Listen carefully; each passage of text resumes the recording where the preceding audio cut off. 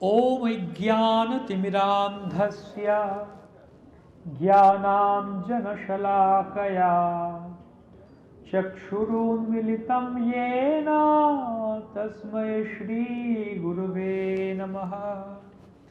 श्रीचैतन्यमनोभीष्टं स्थापितं येन भूतले स्वयं रूप कदा मह्यं ददाति स्वपदान्तिकम्। वन्देऽहं श्रीगुरो श्रीयुतपदकमलं श्रीगुरून् वैष्णवांश्च। श्रीरूपं स्वाग्रजातं सहगण रघुनाथान्वितं तं सजीवं साद्वैतं सावधूतं परिजनसहितं कृष्णचैतन्यदेवम्। नमो विष्णुपादाय कृष्णपृष्ठाय भूतले श्रीमते भक्तिवेदान्त स्वामिनिति नामिने। नमस्ते सारस्वते देवे गौरवाणी प्रचारिणे निर्विशेष शून्यवादी पाश्चात्यदेशतारिणे। वंशाकल्पतरुभ्यश्च कृपा सिन्धुभ्यैव च पतितानां पावनेभ्यो वैष्णवेभ्यो नमो नमः। जय श्री कृष्ण चैतन्य प्रभु नित्यानंद श्री अद्वैत गदाधर श्रीवासदि गौर भक्त वृंद। हरे कृष्णा कृष्ण कृष्ण हरे हरे, हरे राम राम राम हरे हरे। हरे कृष्ण।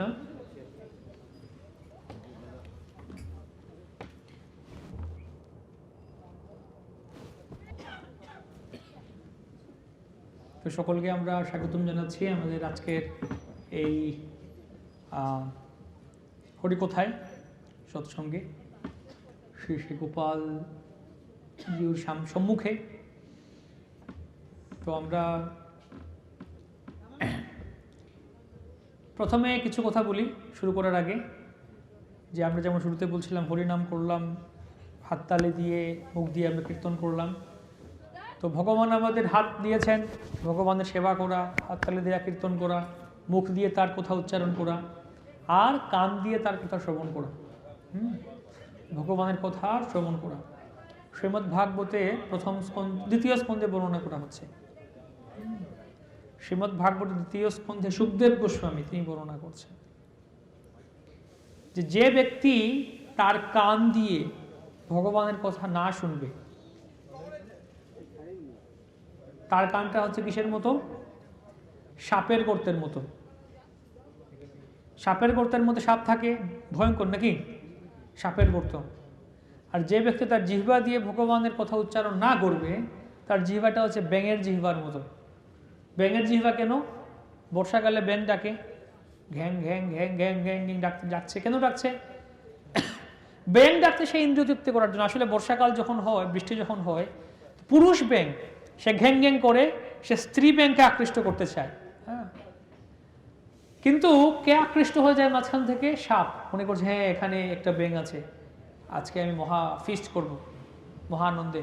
এসে ধরবে, তাকে খেয়ে নেবে। শ্রীমদ্ ভাগবতের দ্বিতীয় স্কন্ধে তৃতীয় অধ্যায় বর্ণনা করছে, বিলেবত উরুক্রম বিক্রমান্যে নসৃণবত কর্ণকুটে নরস্য জীবাসতি দার্দুরিকেব সতি সুত নচৌপগায়তি উরুগায় গাথা। যে ব্যক্তি তার জিহ্বা দিয়ে ভগবানের কথা উচ্চারণ না করবে, তার জিহ্বা হচ্ছে ব্যাঙের জিহ্বার মতো। ব্যাঙ যেরকম জিহ্বা দিয়ে অবাঞ্চক শব্দ উৎপন্ন করে এবং তার মৃত্যুকে ডেকে আনে, সাপকে ডেকে আনে, একইভাবে আমরাও একইভাবে ভগবানের কথা না বলে যখন অন্য কথা বলবো, আমরা আমাদের সেই মহাভয় কাল সর্প রূপী আমাদের মৃত্যুকে ডেকে আনবো। আমরা যদি আমাদের কান দিয়ে ভগবানের কথা না শুনি, আমাদের কানটা সাপের গর্তের মতো হয়ে যাবে। তো কিভাবে আমরা এখানে হরিকথা শুনবো? তো সকলের প্রতি আমাদের অনুরোধ, কেউ এখানে কথা বলবেন না। যারা আশেপাশে আছেন প্রভুরা এসে বসতে পারেন, বসুন, বসে ধীর স্থির করে সুন্দর করে আমরা শুনি হরিকথা।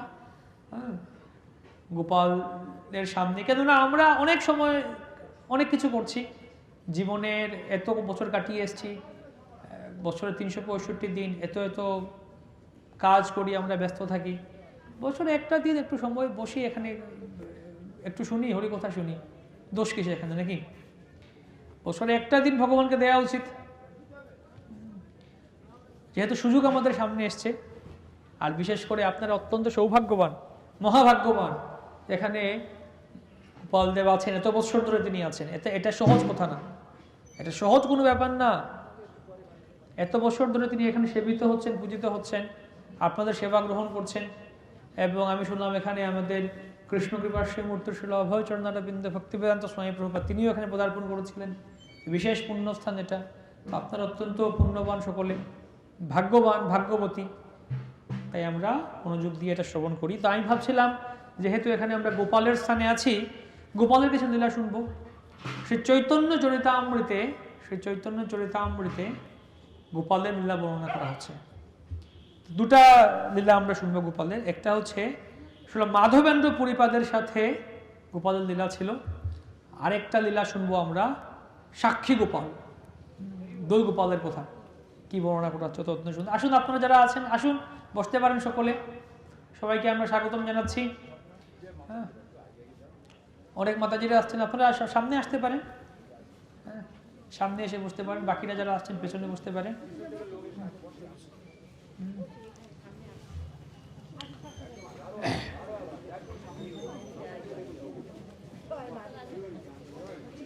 জয় জয় গৌরচন্দ্র জয় নিত্যানন্দ, জয়াদ্বৈত চন্দ্র জয় গৌর ভক্ত বৃন্দ। তো প্রথমে কৃষ্ণদাস কবিরাজ গোস্বামী তিনি তার চৈতন্য চরিতামৃতের প্রত্যেকটা অধ্যায় এরকম শুরু করছেন মহাপ্রভুর বন্দনা দিয়ে। মহাপ্রভু গৌরচন্দ্রের বন্দনা করছেন। সকলকে অনুরোধ জানাচ্ছি, আপনারা আসুন, পেছনে যারা আছেন, দাঁড়িয়ে আছেন, আসুন, বসুন। তো আমরা এখন মাধবেন্দ্র পুরীপাদের কথা শুনব।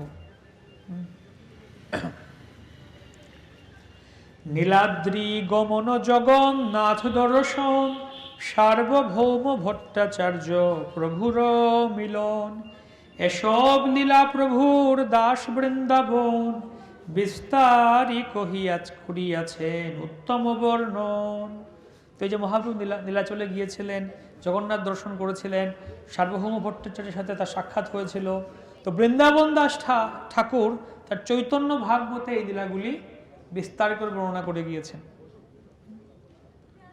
সহজে বিচিত্র মধুর চৈতন্য বিহার, বৃন্দাবন দাস মুখে অমৃতের ধার, অতএব তাহা বর্ণিলে হয় পুনরক্তি, দম্ভ করি বর্ণি যদি তৈছে নাহি শক্তি।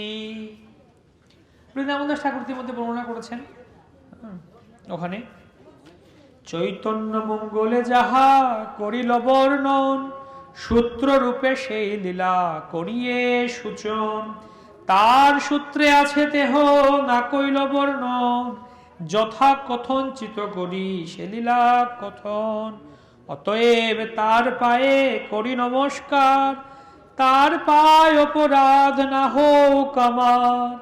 এই মতো মহাপ্রভু চলিলা নীলা চলে, চারি ভক্ত সঙ্গে কৃষ্ণ কীর্তন কুতূহলে, ভিক্ষা লাগি একদিন এক গ্রাম গিয়া, আপনে বহুত অন্ন আনিল মাগিয়া। তো এভাবে বর্ণনা করছেন মহাপ্রভু। তিনি লীলাচলের দিকে গেলেন, সন্ন্যাস হয়ে গেছে মহাপ্রভুর। নবদ্বীপ থেকে তিনি সন্ন্যাস গ্রহণ করে জগন্নাথপুরীতে চলে গেলেন, বা জগন্নাথপুরীতে দিকে যাত্রা করছেন, তিনি যাচ্ছেন। তো মাঝে তিনি ভিক্ষা করতেন, সন্ন্যাসীর কাজ ভিক্ষা করা। তিনি কোনো চাকরি করছেন না, ব্যবসা করছেন না, টাকা রোজগার করছেন। সন্ন্যাসী মানে ভগবানের সেবা করছেন, ভিক্ষা করে যা অল্প যতটুকু পান সেটা ভগবানকে নিবেদন করেন। তো মহাপ্রভু তিনি ভিক্ষা করতে গিয়েছেন। মহাপ্রভু কে ছিলেন? মহাপ্রভু কে কে বলতে পারেন? নিমাই। তো নিমাই কে আসলে? হ্যাঁ, গৌরাঙ্গ। ঠিক আছে, গৌরাঙ্গ আসলে কে? সাধারণ মানুষ আমাদের মতো, আপনার আমার মতো কেউ? স্বয়ং ভগবান কৃষ্ণ নাকি? আশা করি সকলে জানি স্বয়ং ভগবান কৃষ্ণ ব্রজন্য নন্দন যেই শচী সুত হইল সেই বলরাম হইল নিতাই। সেই ব্রজন্য নন্দন কৃষ্ণ তিনি গৌরাঙ্গ মহারূপের রূপে এসছেন, তিনি স্বয়ং গিয়ে সে ভিক্ষা করছেন। পথে বড় বড় দানি বিঘ্ন নাহি করে, তাসবারে কৃপা করি আইলা রে মুনারে। তো মাঝপথে অনেক বড় বড় দানি, অনেক ধনী ব্যক্তিদের কাছে দেখা হলো, সাক্ষাৎ হলো, তারা দান করেছেন মহাপ্রভুকে এবং তারা কোনো বাধা দেননি। তো মহাপ্রভু তাদেরকে কৃপা করেছেন। এই যে একটা কথা, দানি যারা আছে, যাদের কাছে অর্থ আছে, সম্পদ আছে, হ্যাঁ, সেটা কিসের জন্য? ভগবানের সেবা করার, ঠাকুরের সেবা করার জন্য। কার সম্পদ, কার বাড়ি? আমার বাড়ি আছে, আমার গাড়ি আছে, আমার ঘর আছে, কিন্তু কার এটা? ভগবানের। তাই ভগবানের সেবায় যুক্ত করা এই সমস্ত কিছু। তো তখন তাদেরকে কৃপা করে মহাপ্রভু কোথায় এলেন? এইমাত্র বললাম আমরা, কোথায় এসছেন তিনি? নীলাচল থেকে কোথায়? নীলাচলে যাচ্ছেন তিনি। নীলাচলে যাবার আগের কাহিনী, এখনো পৌঁছান নীলাচলে। মাঝপথে কোথায় এসছেন তিনি? তাসবারে কৃপা করি আইলা রেমুনারে। রেমুনা, রেমুনা কেউ গেছেন আপনারা? রেমুনা কোথায় আছে? উড়িষ্যাতে আছে রেমুনা। ওই সাক্ষী গোপাল নাম শুনেছেন তো? সাক্ষী গোপালের কথা শুনবো আমরা। ওই না, সাক্ষী গোপাল না, সাক্ষী গোপালও আছে ওখানে উড়িষ্যা, কিন্তু ওইটা ক্ষীরচোরা গোপীনাথ। ক্ষীরচোরা গোপীনাথ জগন্নাথপুরীর কাছাকাছি জায়গা, ক্ষীরচোরা গোপীনাথ।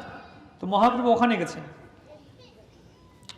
বালেশ্বর স্টেশন থেকে 5 মাইল পশ্চিমে রেমুনা। রেমুনাতে গোপীনাথ পরম মোহন, ভক্তি করি কইল প্রভু তার দর্শন। তার পাদ পদ্ম নিকট প্রণাম করিতে, তার পুষ্প চূড়া পড়িল প্রভুর মাথাতে। তো মহাপ্রভু এসে করেছেন কি? ক্ষীরচোরা গোপীনাথের কাছে এসে প্রণাম করেছেন। যখন তিনি প্রণাম করেছেন কি হলো? তখন মহাপ্রভু যখন প্রণাম করলেন সেই ক্ষীরচোরা গোপীনাথের সামনে, গোপীনাথের মাথায় যে চূড়া ছিল, ফুলের চূড়ো, সেটা মহাপ্রভুর কাছে এসে পড়ে গেল। মহাপ্রভুর মাথায় এসে পড়লো। চূড়া পায়া মহাপ্রভুর আনন্দিত মন, বহু নৃত্য গীত কইল লয়া ভক্তগণ। প্রভুর প্রভাব দেখি প্রেম রূপ গুণ, বিস্মিত হইলা গোপীনাথের দাসগণ। তো কি হলো? যখন মহাপ্রভুর চূড়া পেয়ে গেলেন, তার আনন্দিত মন হয়ে গেল, প্রচুর আনন্দ পেলেন মহাপ্রভুর হৃদয়ে। এবং তিনি তখন নৃত্যগীত করতে লাগলেন, নৃত্য কীর্তন করতে লাগলেন, গোপীনাথ গোপীনাথ গোপীনাথের কীর্তন করতে লাগলেন তিনি ভক্তদেরকে নিয়ে। এবং প্রভুর এই যে নৃত্য কীর্তন দেখে যারা সেখানে ছিল সকলে বিস্মিত হয়ে গেলেন, অবাক হয়ে গেলেন। প্রেম রূপ গুণ, তার এই যে প্রেম, মহাপ্রভুর প্রেম, তার রূপ, তার গুণ দর্শন করে বিস্মিত হয়ে গেলেন। নানা রূপে প্রীতি কইল প্রভুর সেবন, সেই রাত্রি তাহা প্রভু করিলা বঞ্চন। তো সকলে তার অনেক সেবা করলেন মহাপ্রভু। মহাপ্রভু সেখানে সেই রাত অবস্থান করলেন। তারপরে কি হলো দেখুন।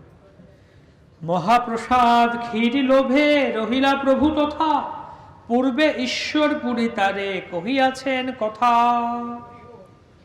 তো এই মহাপ্রসাদ ক্ষীর লোভে, ক্ষীরের লোভ, কার কার লোভ আছে ক্ষীর খাওয়ার জন্য? লোভ নেই? কার লোভ নেই? তাহলে হাত তুলছেন নাকি? ওই 2-3 জন মাত্র। কার কার লোভ আছে? লোভ আছে ক্ষীর খাওয়ার জন্য? দোকান থেকে শুধু ক্ষীর খেলে হবে না, কিনে ভগবানকে ভোগ দিয়ে খেতে হবে এটা, গোপালকে। হ্যাঁ, তো এই যে বলছে মহাপ্রসাদ ক্ষীর, সাধারণ ক্ষীর না এটা। কালকে আমরা আসছিলাম যখন বারাসাত হয়ে, তো এখানে মিষ্টি মোহনের দোকানে আমরা থেমেছিলাম। প্রভুরা গেছিলেন আমাদেরকে আনতে, তো আমরা এখন অপেক্ষা করছিলাম। তো এখানে অনেকে আসছে, ক্ষীর মিষ্টি দোকানে আছে, অনেক ক্ষীর মিষ্টি আছে খেতে। তো আমাদের ওখানে উনি বলছে যে আমাদের এখানকার দই হচ্ছে এই বারাসাতে বিখ্যাত, বিখ্যাত, সবাই আসে দূর দূরান্ত থেকে নিতে কিনতে। হ্যাঁ, অনেক আছে ক্ষীর মিষ্টি দই, কিন্তু যদি আমরা ভগবানকে ভোগ না দিয়ে খাই তাহলে কি খাচ্ছি আমরা? হ্যাঁ, বিষ তো খাচ্ছি। আর কি? এই যে প্রত্যেকটা আমরা নিচ্ছি, কি খাচ্ছি আমরা? পাপ খাচ্ছি। আমরা পাপ খাচ্ছি। কিভাবে পাপ খাচ্ছি? কোথাও কারো মনে কেউ বলতে পারবেন কোথায় বলা আছে পাপ খাচ্ছি? গীতায় বলেছেন, 3য় অধ্যায়ে বলেছেন, यज्ञाशिष्टासिनो सन्तो मुच्यन्ते सर्वकिल विषय भुञ्जते तेथु अघम पापा यपच्यन्तात्मकारणात्। বলছেন ভগবান স্বয়ং, ভগবত গীতাকে বলেছেন। গীতাকে বলেছেন পাশের বাড়ির মন্টু ঘোষ, হ্যাঁ, না ওই বাড়ির ভেলু সাহা? কে বলেছেন গীতা? হ্যাঁ, কৃষ্ণ বলেছেন নাকি? স্বয়ং ভগবান বলেছেন যজ্ঞাশিষ্টাসিনো সন্তু, যে যজ্ঞ করে যজ্ঞ অবশিষ্ট অন্ন খায় বা সেই প্রসাদ গ্রহণ করে সে আমার কৃপা লাভ করে। আর যে শুধুমাত্র নিজের ইন্দ্রিয় তৃপ্তির, নিজে শুধু আমি ভালো ভালো খাবো, ভগবানকে ভোগ না দিয়ে খায়, সে ভুঞ্জতে মানে ভোগ করে কি তে তু অঘম পাপা, পাপ ভক্ষণ করে, ইয়ে পচ্যন্তি আত্মকারণাৎ, এবং সে পচে মরে।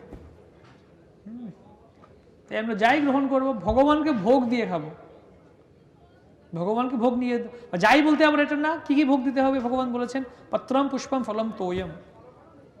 কোনো আমিষাহার পশু হত্যা করে ভোগ দিতে বললেননি, সেই পত্র পুষ্প ফল জল সেটা যেটা আমরা ভগবানকে নিবেদন করি, সেটা দিয়ে মহাপ্রসাদ ক্ষীর লোভে, স্বয়ং ভগবান তিনি সেই ক্ষীরের লোভে এখানে রয়ে গেলেন এই রাত্রে। ঠিক আছে, ক্ষীর গ্রহণ করব।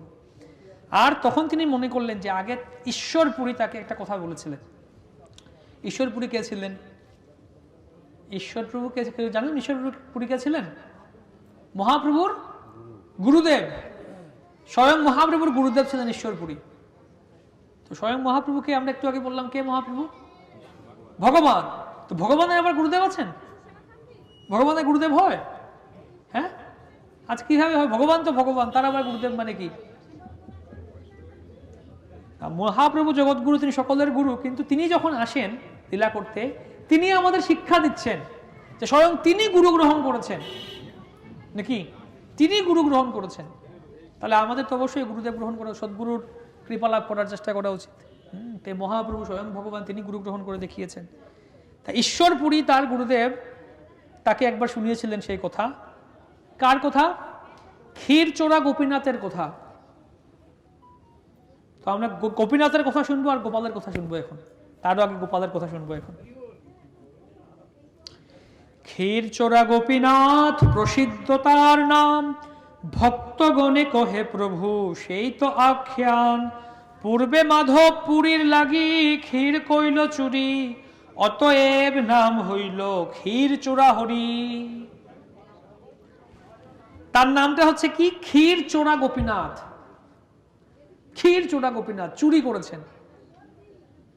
চোর, চোর কথাটা খুব ভালো একটা শব্দ, চোর। হ্যাঁ, চোর ভালো একটা শব্দ না, চোর ভালো শব্দ না, মানে চোরকে চুরি করলে চুরি করে। আমি গেছিলাম আমাদের আসামে, তো ওখানে ওই বাসের মধ্যে ইয়ে করছে, আরশোলা তেলাপোকার ঔষধ বিক্রি করছে। মাইক লাগিয়ে এসে বললে না ঔষধ বলছে, এসে বলছে চোরার ঘরের চোরা, তার নাম তেল চোরা। আমি বলছিলাম চোরার ঘরের তেল চোরা মানে তেল চোরাকে মারুন, ঔষধ নিন। চোর বলে চোর, কিন্তু ভগবানের নাম হয়ে গেছে চোর। ক্ষীরচোরা গোপীনাথ নাকি? তিনি ক্ষীর চুরি করেছেন। কেন চুরি করেছেন শুনবো আমরা। ভগবান আবার চুরিও করেন, এবং তিনি চুরি করলে তার চুরির কথা আমরা আলোচনা করি। ব্রজে প্রসিদ্ধম নবনীত চৌরম গোপাঙ্গনানাম যদুকুল চৌরম অনেক জন্মার্জিত পাপ চৌরম চৌরাগ্রগম্যম পুরুষম নমামি। সব থেকে প্রসিদ্ধ চোর। কি চুরি করেছেন তিনি? ব্রজে তিনি সব থেকে প্রসিদ্ধ চোর। কি চুরি করেছেন? নবনীত চুরি করেছেন, এবং গোপীদের বস্ত্র চুরি করেছেন। তো অনেকে বলে গোপীদের বস্ত্র চুরি করেছেন, তিনি হচ্ছে স্বয়ং ভগবান। অনেক জন্মার্জিত পাপ ও চৌরম, এবং তিনি আরেকটা কাজ করতে, কি চুরি করতে পারেন? আমরা যে এত এত জন্মগ্রহণ করেছি, যে পাপ আমরা সঞ্চয় করেছি না, ভগবান আমাদের পাপটা চুরি করে নেবেন। কারা কারা চান ভগবান আপনাদের পাপ চুরি করে নিয়ে যান? সকলে চাই? কেউ কেউ হাত তুলছেন না, তার মানে ভগবান চুরি করবেন না পাপ। তাহলে একবার বলি আমরা, গৌরাঙ্গ। কেউ বলো, অনেকে বলেননি, যারা যারা বলেননি তো পাপ চুরি করবেন না। দেখি 1 2 3, গৌরাঙ্গ। তো সেই ক্ষীরচোরা গোপীনাথ প্রসিদ্ধ তার নাম, তো তার কাহিনী বলছেন। তো মাধবেন্দ্র পুরীর জন্য সেই গোপীনাথ ক্ষীর চুরি করেছিলেন এবং সেজন্য তার নাম কি হয়ে গেল? ক্ষীরচোরা হরি। সবাই বলুন ক্ষীরচোরা হরি, ক্ষীরচোরা হরি, ক্ষীরচোরা হরি, তার নাম হয়ে গেল। পূর্বে মাধব পুরীর লাগি ক্ষীর কইল চুরি, অতএব নাম হইল ক্ষীরচোরা হরি। পূর্বে শ্রী মাধবপুরী আইলা বৃন্দাবন, ভ্রমিতে ভ্রমিতে গেলা গিরি গোবর্ধন। মাধবেন্দ্র পুরী গোবর্ধন পৌঁছে গেছেন। প্রেমে মত্ত নাহি তার, রাত্রি দিন জ্ঞান, ক্ষণে উঠে ক্ষণে পড়ে নাহি স্থানাস্থান।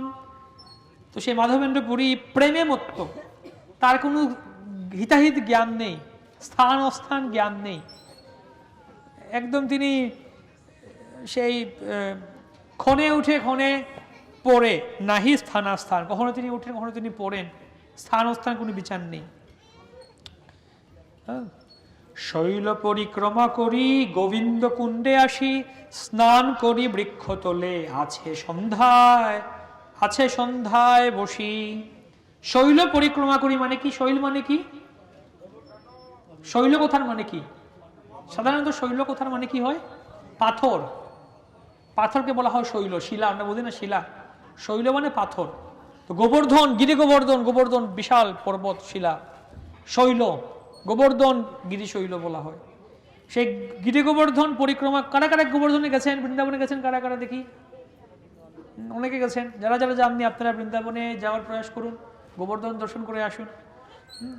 গোবর্ধন পরিক্রমা করে তিনি গোবিন্দ কুণ্ডে এসে বসলেন, স্নান করলেন এবং সন্ধ্যার সময় সারাদিন পরিক্রমা করে সন্ধ্যায় তিনি স্নান টান করে এসে বসলেন গোবিন্দ কুণ্ডের পাশে গাছের নিচে। তো মাধবেন্দ্র পুরী কোথায় আছেন এখন? কোথায় পৌঁছলেন? মাঝে মাঝে প্রশ্ন জিজ্ঞেস করবো আপনাদেরকে, দেখি মনোযোগ দিয়ে শুনছেন কিনা।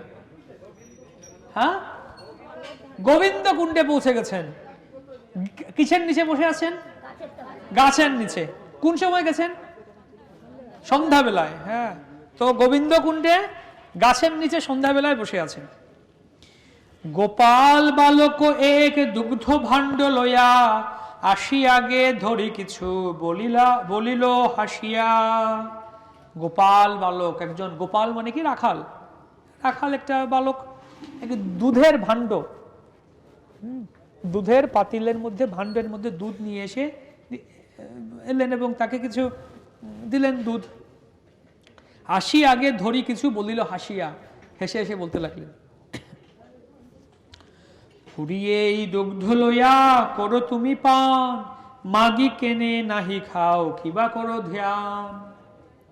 বললেন, হে পুরী, মাধবেন্দ্র পুরী, এই দুধ নাও, দুধ নিয়ে তুমি খাও। তুমি কেন ভিক্ষা করে খাচ্ছ না? অনেকে তো ভিক্ষা করে খায়, কিন্তু মাধবেন্দ্র পুরী ভিক্ষাও করতেন না, বসে আছেন। কেউ দিলে খাবেন, নইলে নেই, বসে আছেন। কেন তুমি ভিক্ষা করছো না? কেন তুমি সবসময় ধ্যান করছো? সবসময় ধ্যান করতেন, ভগবানের কথা চিন্তা করতেন। বালকের সৌন্দর্যে পুরীর হইল সন্তোষ, তাহারও মধুর বাক্যে গেল ভোগ শোষ। বালকের সৌন্দর্যে পুরীর হইল সন্তোষ। কার সৌন্দর্যে? সে বালকটা কে ছিল? গোপাল। সে গোপাল, আসলে গোপালকে এই যে রাখাল বালক, এই গোপাল কে আসলে? স্বয়ং কৃষ্ণ, স্বয়ং গোপাল রাখাল বালকের বেশে তিনি এসছেন, এসে দিলেন মাধবেন্দ্র পুরীকে সেই দুধের ভাণ্ড। তো মাধবেন্দ্র পুরী যখন তাকালেন গোপালের মুখপানে, তিনি পরম সন্তোষ লাভ করলেন এবং তার মধুর বাক্যে গেল ভোগ শোষ। ক্ষুধা তৃষ্ণা ভুলে গেলেন, ক্ষুধা তৃষ্ণা ভুলে গেলেন। তৃষ্ণাও চলে গেল, ক্ষুধাও চলে গেল। কারা কারা চান যে ক্ষুধা তৃষ্ণা চলে গেলে ভালো হবে, আর এত টেনশন নেই জীবনে? হ্যাঁ, নাকি? তাহলে কি করতে হবে আমাদের? যদি ক্ষুধা তৃষ্ণা থেকে মুক্ত হতে হয়, কি করতে হবে আমাদের? হ্যাঁ, নাম করতে হবে ভালো। আর মাধবেন্দ্র পুরী কি করেছিলেন? সে গোপালের মুখের দিকে তাকিয়েছিলেন। তো আপনাদের কাছে গোপাল আছেন? প্রতিদিন সকালবেলা উঠে মঙ্গলারতি হয় এখানে। আমাদের প্রত্যেকটা দিন কিভাবে যাওয়া উচিত? গোপালকে দর্শন করে, তার মুখারবিন্দ দর্শন করে, হ্যাঁ, মুখমণ্ডল দর্শন করে আমাদের দিন শুরু হওয়া উচিত। যারা আশেপাশে আছেন গ্রামে, সকালবেলা উঠে চলে আসবেন মঙ্গল আরতি করার সময়। ভগবানকে দর্শন করা ছাড়া যেন আমাদের দিন শুরু না হয়। শিবজি, শিবের কথা শুনেছেন তো? শিবজি কে? শিব দেবাদিদেব, শিব মহাদেব ভোলানাথ। তিনি বলেছেন, यद्दिनम दुर्दिनम मन्ये मेघाच्छन्नम न दुर्दिनम यत् क्षणम कृष्ण संलाप कथा पीयूष वर्जितम। বলছেন মেঘাচ্ছন্ন দিনকে আমি দুর্দিন বলে মনে করি না। মনে হয় আকাশে মেঘ ডাকছে, বিদ্যুৎ চমকাচ্ছে, বিজলি বা বজ্রপাত হবে, কালো করে ছেয়ে গেছে, এটা ভয়ঙ্কর দিন নাকি? কে পছন্দ করে এরকম দিন? প্রচুর ঝড় বৃষ্টি, এই যে তুফান আমফান, এখানে আমরা গেছিলাম, ওই গাছ ফেলে দিয়েছে একটা সামনে। তুফান পছন্দ করে কেউ? উড়িয়ে দিয়ে কি হবে কার কোনো ঠিক নেই। তো শিবজি বলছেন এরকম মেঘাচ্ছন্ন বা ঝড় বৃষ্টি এলে আমি এটাকে খারাপ দিন মনে করি না। আসল খারাপ দিন কোনটা? यद्दिनम কৃষ্ণ সংলাপ কথা পীয়ূষ বর্জিতম, যে দিনটা আমি কৃষ্ণ কথা সংলাপ, কৃষ্ণ কথা আলোচনা না করে কাটালাম, ওই দিনটাই হচ্ছে দুর্দিনম। তম ক্ষণম নারদম, এটা পদ্মপুরাণে নারদ পঞ্চরাত্রে বলছেন, নারদ মুনিকে বলছেন শিবজি। পঞ্চবক্ত্রেণ সততম তন্নাম গুণকীর্তনম, উনি পঞ্চবক্ত্র শিবজি বলছেন যে আমি আমার স্ত্রী পুত্র সবাইকে নিয়ে, তার স্ত্রীকে পার্বতী দেবী, পুত্র কারা কারা? কার্তিক গণেশ, তাদেরকে নিয়ে আমি হরিনাম কীর্তন করি। তো যে সময়টা কৃষ্ণ সংলাপ ছাড়া গেল সেই সময়টা হচ্ছে আমাদের ব্যর্থ গেল। তো কি হবে? যে সময়টা বা যে দিনটা আমাদের গোপালকে দর্শন করা ছাড়া, গোপালের কীর্তন করা ছাড়া গেল, এই দিনটা ব্যর্থ গেল। তাই প্রত্যেকটা দিন আমাদের কিভাবে শুরু হওয়া উচিত? ঘুম থেকে উঠেই গোপালের আরতিতে চলে আসবো, আমরা কীর্তন করব, দর্শন করব, বাহ কত ভালো। তো বালক, তখন আমরা আমাদের যে ভোগ শোষ, এই জড়জগতের যে আমাদের ক্ষুধা তৃষ্ণা আছে বা আমার যত সমস্যা আছে, এর জোরটা কোথায়? ওইটা ক্ষুধা তৃষ্ণা। যদি মনে করো যে হয়, এখন বলা হয়ে যায় সকলের ক্ষুধা তৃষ্ণা মিটে গেল, কাউকে খেতে হবে না, তাহলে কি কোনো সমস্যা থাকবে? ঠিক আছে, তাহলে এত পরিশ্রম করার প্রয়োজন নেই, এত টেনশন নেওয়ার প্রয়োজন নেই, কি খাবো সকাল হলে, এই করবো সেই করবো, সবাই আরামসে আছে। কিন্তু এই জড়জগতে আমরা এই জড়দেহের জন্য যে আমরা ভোগ শোক নিয়ে আমরা পড়ে আছি, এখান থেকে মুক্ত হতে গেলে গোপালের মুখারবিন্দ দর্শন করতে হবে। বংশী গানামৃত স্থান লাবণ্যামৃত জন্মস্থান, বংশী গানামৃত ধাম লাবণ্যামৃত জন্মস্থান। যে না দেখে সে চাঁদ বদন, সে নয়নের কিবা কাজ, পড়ুক তার মুন্ডে বাজ, সে নয়ন রহে কি কারণ। এটা কে বলেছেন? মহাপ্রভু স্বয়ং বলেছেন চৈতন্য চরিতামৃতে। তিনি জগন্নাথকে, মহাপ্রভুকে দর্শন করে, ভগবান কৃষ্ণকে, গোপালকে দর্শন করে তিনি বলছেন মহাপ্রভু যে বংশী গানামৃত ধাম লাবণ্যামৃত জন্মস্থান। এই যে গোপালের মুখারবিন্দ, মুখমণ্ড, এটা হচ্ছে সমস্ত লাবণ্য কথার মানে কি? সৌন্দর্য, রূপ লাবণ্য, সমস্ত কিছু জন্মস্থান হচ্ছে এটা।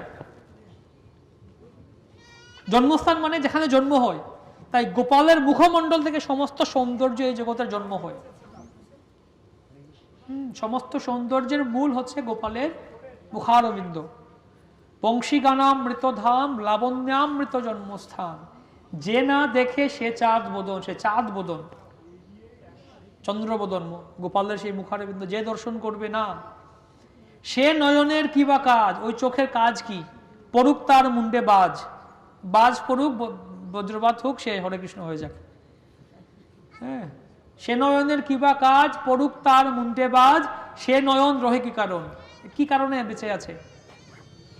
তাই প্রতিদিন গোপালকে দর্শন করতে আসা যারা আছেন, প্রতিদিন সকালে মঙ্গল আরতির সময় আসে, সকালে না হলে দুপুরে আসুন, বিকালে আসুন, প্রতিদিন গোপালের মন্দিরে আসা এবং তার দর্শন করা, এটাই হচ্ছে আমাদের জীবনের একটা অন্যতম একটা কেন্দ্র হওয়া উচিত।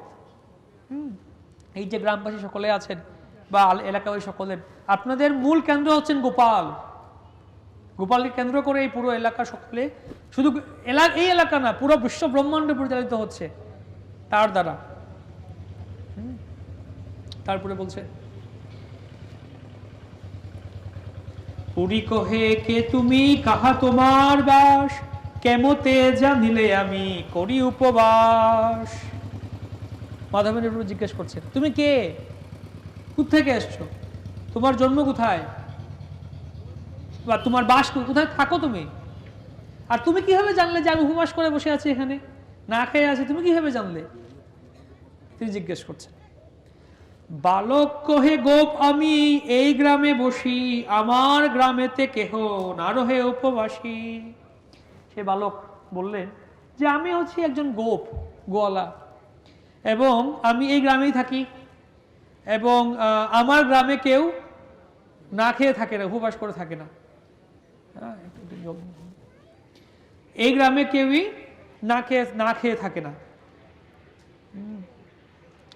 কেহ অন্ন মাগি খায়, কেহ দুগ্ধাহারে, অযাচক জনে আমি দিয়ে তো আহার। কেউ কেউ অন্ন ভিক্ষা করে মাগি খায়, আর কেউ কেউ দুধ পান করে, আর যে চায় না কারো কাছে তাকে আমি নিজে গিয়ে দিয়ে আসি, নিজে দিয়ে আসি।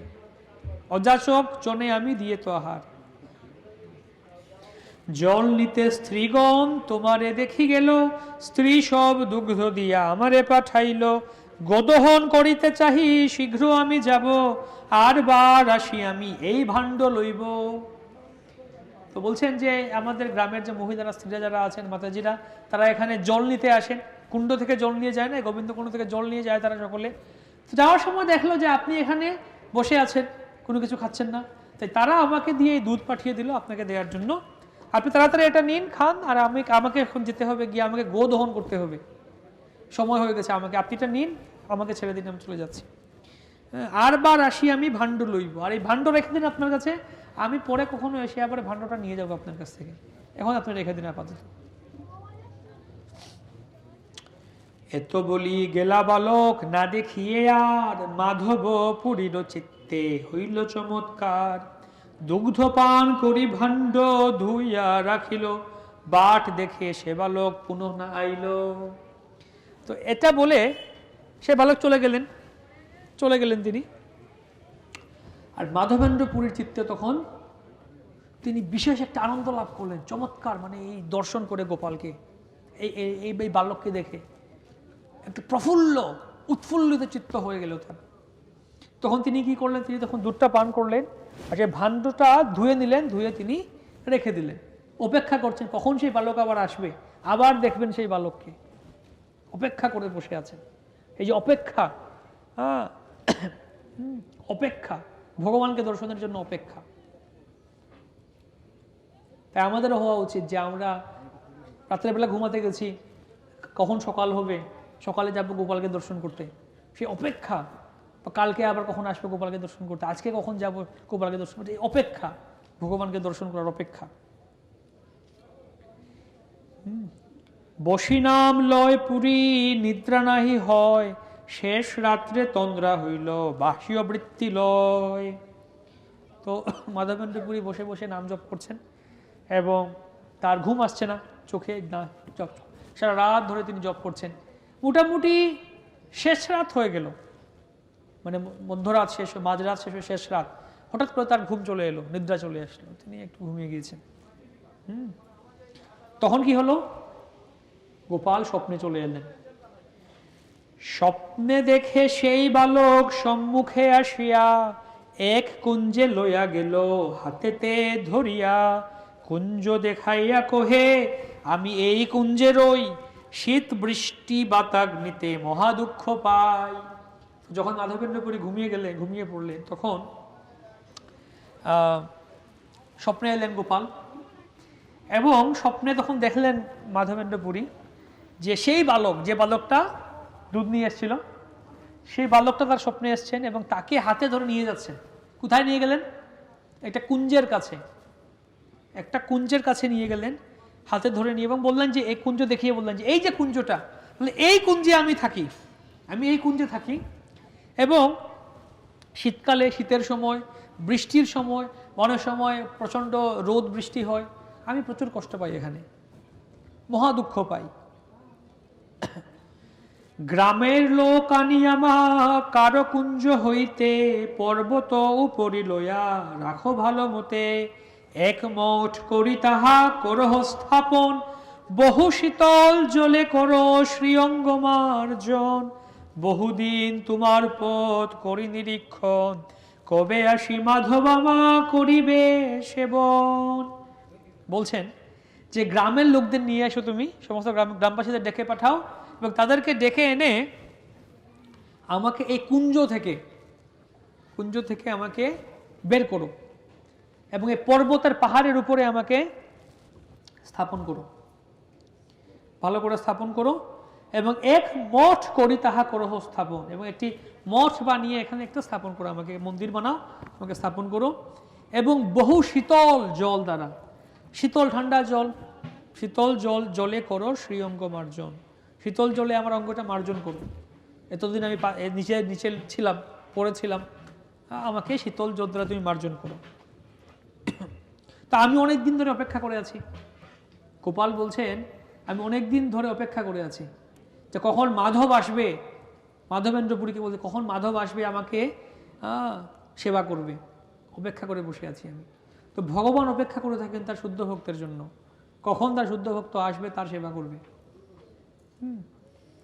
এইভাবে আমাদের সেরকম ভক্তি করা উচিত যে ভগবান অপেক্ষা করবেন, তো সেরকম সেবার চেষ্টা করা উচিত আমাদের। আমরা বললাম গোপালকে দর্শন করার কথা নাকি এতক্ষণ, তো আমাদের আচার্য ছিল ভক্তি সিদ্ধান্ত সরকার করে বলছে আরেকটা কথা, যে আসলে আমাদের এমনভাবে সেবা করার চেষ্টা করা উচিত যেন ভগবান দর্শন করার জন্য বসবে, যে আমার ভক্ত কখন আসবে আমার কাছে।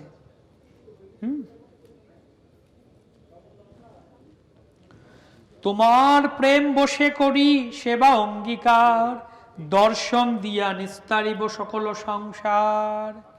আমি তোমার প্রেম বসে সেবাটা গ্রহণ করব, তুমি যে প্রেম দিয়ে সেবাটা করবে সেই সেবাটা আমি গ্রহণ করব, এবং আমি আমার দর্শন দিয়ে সবাইকে জগৎ নিস্তার করব।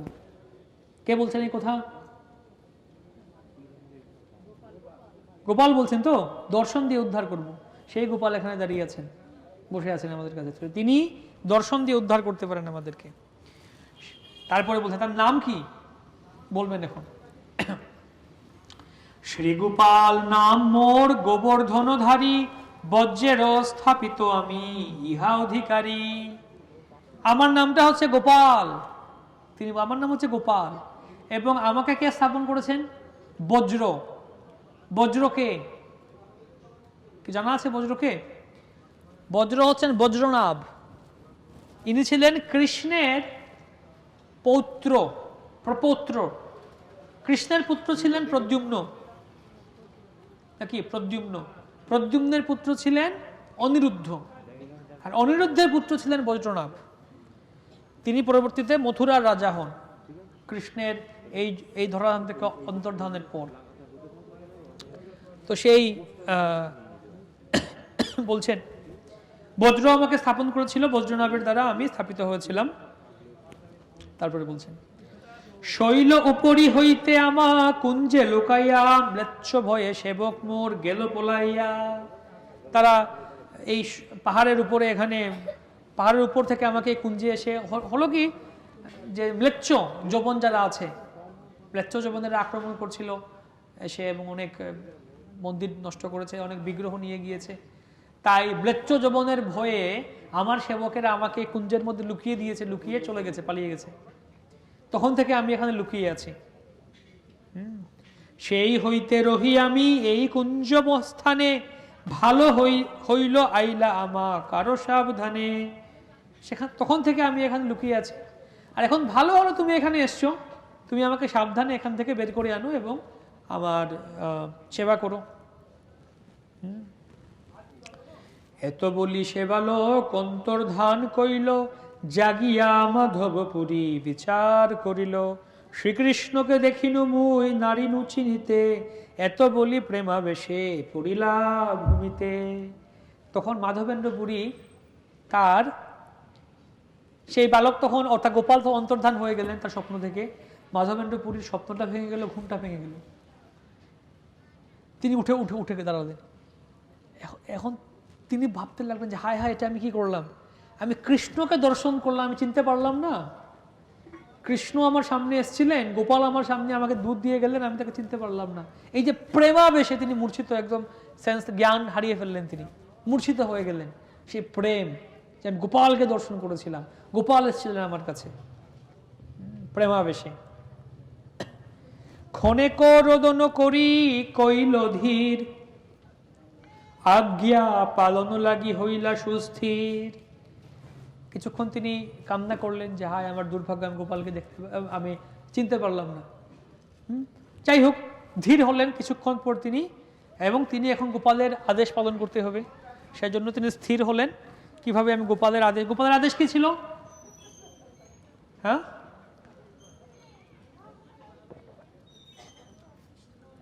কি ছিল গোপালের আদেশ? কুঞ্জ থেকে বের করে আনো আমাকে, আর কুঞ্জ থেকে বের করে আনো প্রথমটা। দ্বিতীয়টা কি ছিল? কে বলবেন? প্রতিষ্ঠা করো। আর কি করো? শীতল জল দিয়ে আমাকে অভিষেক করো। আর কি করো? সুন্দর একটা মঠ স্থাপন করো, মন্দির স্থাপন করো। প্রাতঃস্নান করি পুরী, গ্রাম মধ্যে গেলা, সব লোক একত্র করি কহিতে লাগিলা, গ্রামের ঈশ্বর তোমার গোবর্ধনধারী, কুঞ্জে আছে চলো তারে বাহির যে করি। তো সকালবেলা ওটা স্নান করলেন মাধবেন্দ্র পুরী, স্নান করে তিনি গ্রামের মধ্যে গেলেন এবং গিয়ে সমস্ত লোকদেরকে একত্র করলেন, জড়ো করলেন এবং বললেন, তোমাদের গ্রামের ভগবান, তোমাদের গ্রামের ঈশ্বর গোবর্ধনধারী, গিরিধারী ভগবান, তিনি এখানে লুকিয়ে আছেন, চলো তাকে বের করবো গিয়ে আমরা। সবাই চলে এলেন। অত্যন্ত নিবিড় কুঞ্জ নারী প্রবেশিতে, কুঠারি কোদালি লোহ দ্বার করিতে।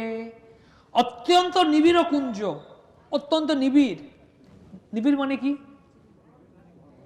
হ্যাঁ, নিবিড়, নিবিড়, নির্বিলি, একদম নিবিড় কুঞ্জ।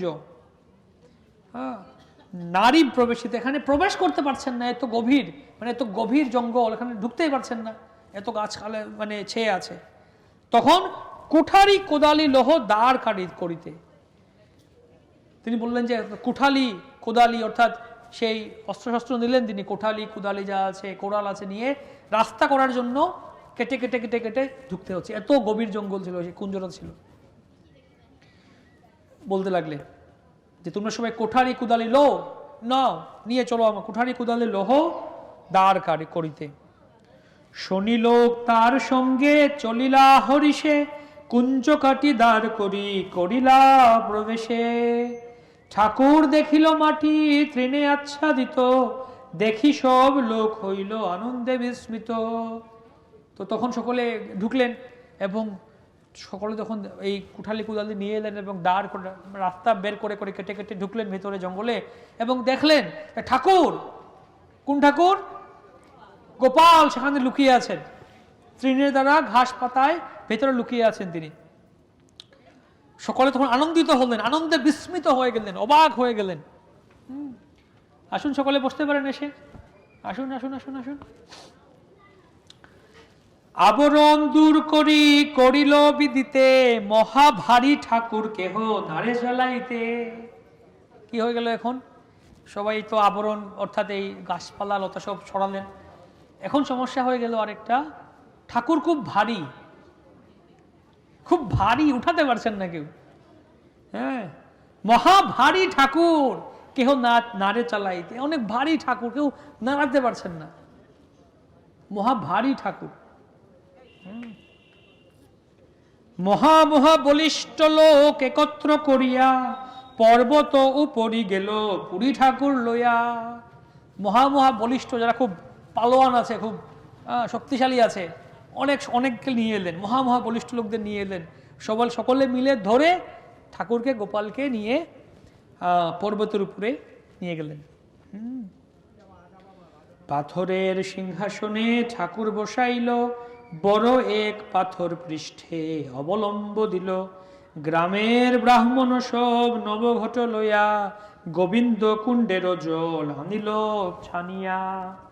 পাথরের সিংহাসনে, একটা পাথরের তৈরি পুজো বেদিতে সিংহাসনে বসালেন গোপালকে, ঠাকুরকে, হ্যাঁ, এবং পেছনে একটা বড় পাথর দিলেন, হেলান দিয়ে রাখলেন গোপালকে, পাথরের উপর হেলান দিয়ে রাখলেন গোপালকে।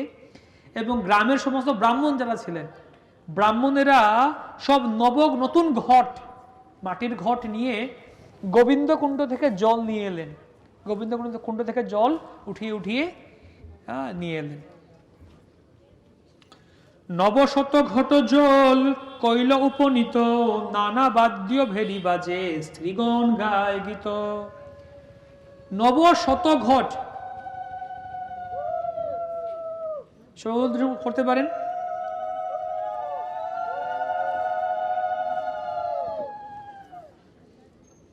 তো নবশত ঘট, শত ঘট, 100টি ঘটে করে গোবিন্দ কুণ্ডের জল নিয়ে আসা হলো। আর তখন বিভিন্ন বাদ্য, এই মৃদঙ্গ, করতাল, ভেরি, ঢাক, ঢোল, বিভিন্ন কিছু বাজছিল। আর যত স্ত্রীলোক ছিলেন, মাতাজিরা ছিলেন, সকলে মধুর স্বরে গীত করছিলেন, মধুর স্বরে গীত করছিলেন। আপনারা একটু কীর্তন করছিলেন না, মুখ ঠুট নড়ছিল না, হ্যাঁ, কিন্তু ওখানে গোপালের যারা ভক্ত ছিলেন সব মাতাজিরা খুব মধুর সুরে কীর্তন করছিলেন। পরে আমরা আবার গাইব কীর্তন, আবার কীর্তন করবো, আমাদের প্রভু কীর্তন করবেন, তো মধুর সুরে গাইতে হবে সবাইকে, নাকি উচ্চ সুরে গাইতে হবে। কেহ গায় কেহ নাচে মহোৎসব হইল, দধি দুগ্ধ ঘৃত আইল গ্রামে যত ছিল, ভোগ সামগ্রী আইল সন্দেশাদি যত, নানা উপহার তাহা কহিতে পারি কত। কেহ গায় কেহ নাচে, কেউ গায় কেউ নাচে, এরকম মহোৎসব হইল, অনেক মহা উৎসব হয়ে গেল। কেউ গাচ্ছে, কেউ নাচছে, কেউ মহা উৎসব করছে। এবার দধি দুগ্ধ ঘৃত অনেক কিছু নিয়ে এলো, তারা সকলে যা ছিল নিয়ে এলো। দধি, দুধ, ঘৃত, যা যা ছিল সবকিছু নিয়ে আসা হলো। ভোগ সামগ্রী আইল সন্দেশাদি যত, নানা উপহার তাহা কহিতে পারি কত। তুলসী আদি পুষ্প বস্ত্র পাইল অনেক, আপনে মাধবপুরী কইল অভিষেক। তো ভোগ সামগ্রী, অনেক ভোগ সামগ্রী নিয়ে এলেন। সন্দেশ, সবাই সন্দেশ বানিয়ে নিয়ে এলেন গোপালের জন্য। নানা উপহার, উপহার নিয়ে এলেন গোপালের জন্য, পাগড়ি, চূড়া, বস্ত্র, অলংকার, বিভিন্ন কিছু নিয়ে এলেন গোপালের সেবার জন্য। ফুল নিয়ে এলেন, বিভিন্ন কিছু নিয়ে এলেন। তুলসী আদি পুষ্প বস্ত্র আইল অনেক, আপনে মাধবপুরী কইল অভিষেক। অনেক কিছু নিয়ে এলেন সকলে, আর মাধবেন্দ্র পুরী নিজে অভিষেক করলেন, অভিষেক করলেন।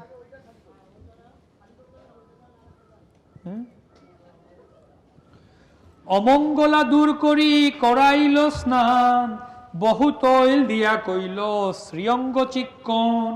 অমঙ্গলা দূর করি, মন্ত্র উচ্চারণ করে অমঙ্গল দূর করলেন, মন্ত্র উচ্চারণের মাধ্যমে মঙ্গলাচরণ করলেন, অমঙ্গল দূর করলেন। স্নান করালেন গোপালকে, এবং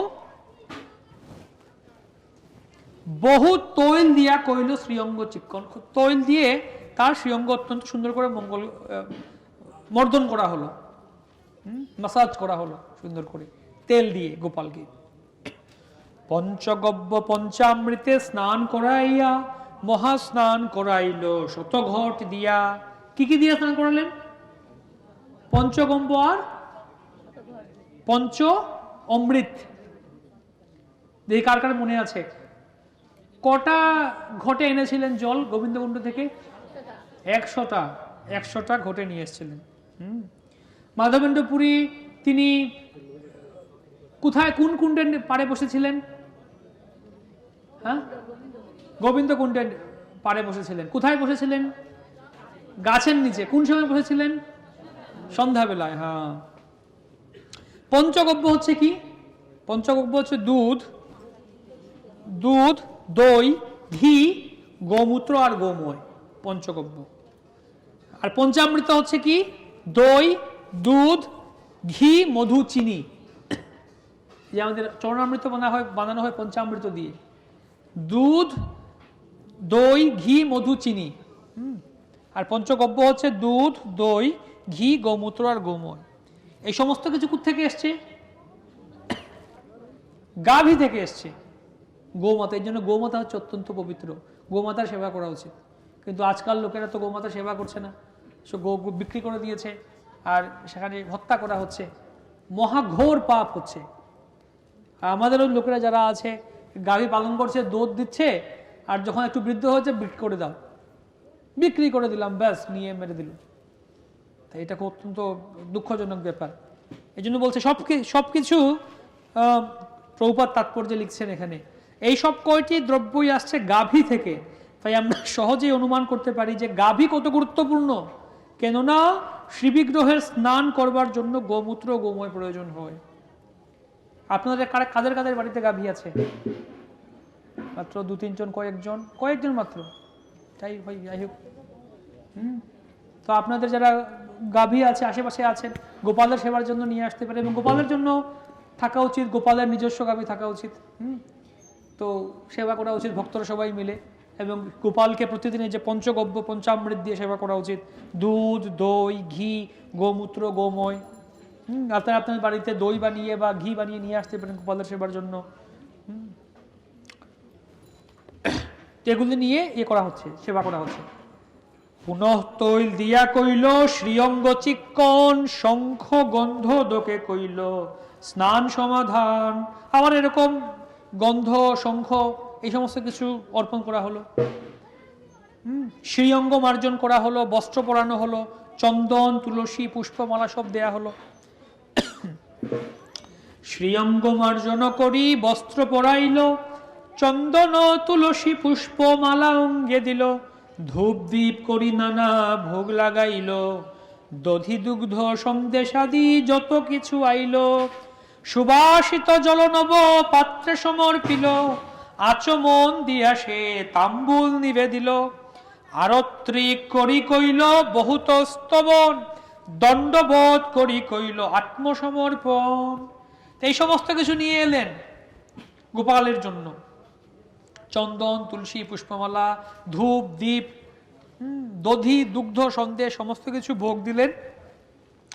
সুবাসিত জল নবপাত্রে, নতুন পাত্রে অর্পণ করা হলো, আচমন দেয়া হলো, তাম্বুল দেয়া হলো, বহু স্তবন করা হলো, এবং দণ্ডপদ আরত্রিক অর্থাৎ ভগবানের আরতি করা হলো।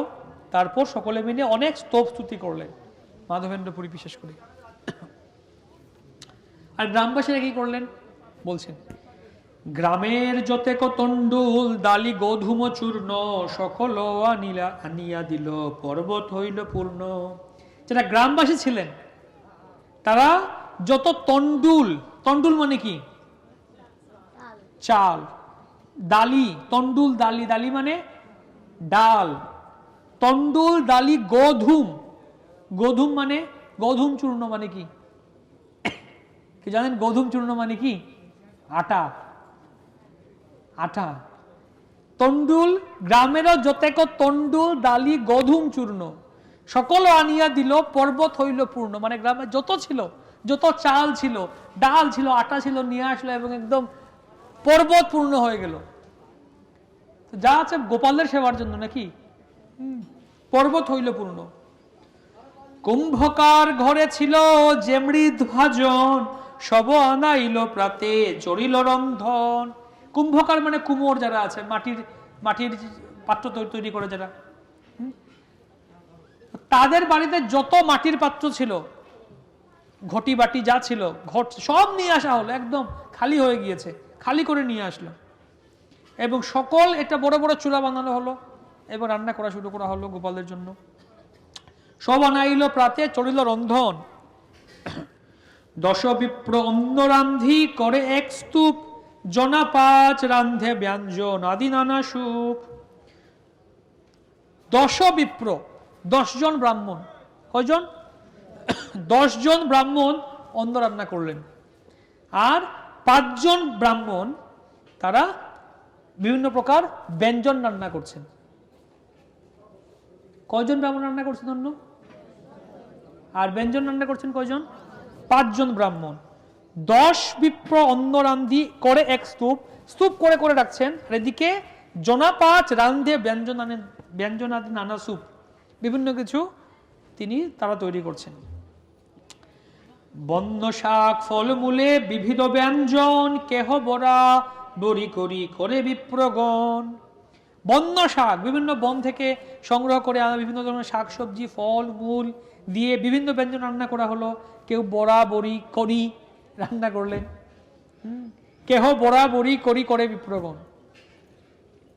কারা কারা রান্না করতে পারেন এই সমস্ত কিছু? বড়া বড়ি করি পারে রান্না করতে? জনাপাত 7 রুটি করে রাশি রাশি, অন্ন ব্যঞ্জন সব রহে ঘৃতে বাসি ফাঁসি। হ্যাঁ, তো এখন এটা কোথায় হচ্ছে? এই সমস্ত লীলা কোথায় হচ্ছে? হ্যাঁ, জুড়ে জুড়ে জুড়ে গোবর্ধনে নাকি বৃন্দাবনে ব্রজবাসীরা সবাই রুটি খান নাকি? আমরা তো অন্ন রুটি খান। তো তারা আগে দেখলাম আমরা কয়জন ব্রাহ্মণ রান্না করছিল অন্ন? 10 জন। আর ব্যঞ্জন কয়জন? 5 জন। তো এখন বলছেন আর 5 থেকে 7 জন ব্রাহ্মণ তারা রুটি তৈরি করছেন, রাশি রাশি রুটি, একদম একদম রাশি রাশি রুটি তাক করে রেখে দিয়েছেন। 5 থেকে 7 জন লোক রাশি রাশি রুটি তৈরি করলেন, যেগুলি ঘিতে চুবানো হয়েছিল। এই যে বলছেন জনাপাত 7 রুটি করে রাশি রাশি, অন্ন ব্যঞ্জন সব রহে ঘৃতে ভাসি, মানে ঘিতে ভেসে আছে মনে হচ্ছে, এত ঘি ছিল। হ্যাঁ, যেগুলি ঘিতে চুবানো হয়েছিল তখন অন্ন ব্যঞ্জন ডালে এত ঘি দেয়া হয়েছিল যে মনে হচ্ছিল সেগুলি ঘিতে ভাসছে, ঘিতে ভাসছে। আগেকার লোকেদের এটা ছিল মানে বৈদিক যুগে আরো আগে, ঘি হচ্ছে পবিত্র বস্তু, আমাদের পবিত্র করে দেয় ঘি, পবিত্র করে এবং শুদ্ধ, এবং এই জন্য বলা হয় ঘি ভগবানের সেবা লাগানো সব থেকে পবিত্র বস্তু একটা বলা হয়। এর মধ্যে অন্যতম হচ্ছে ঘি, উৎকৃষ্ট খাবার, ঘি পান করা। কিন্তু এখনকার তো ঘি পাওয়া যায় না, এখন তো গাভী নেই, দুধও ভালো খাঁটি নেই, ঘি কোথায় পাবে? সব ওই বাজারের পোড়া তেল দিয়ে রান্না করে। হ্যাঁ, আর খেয়ে একদম একদম অসুখে মরো।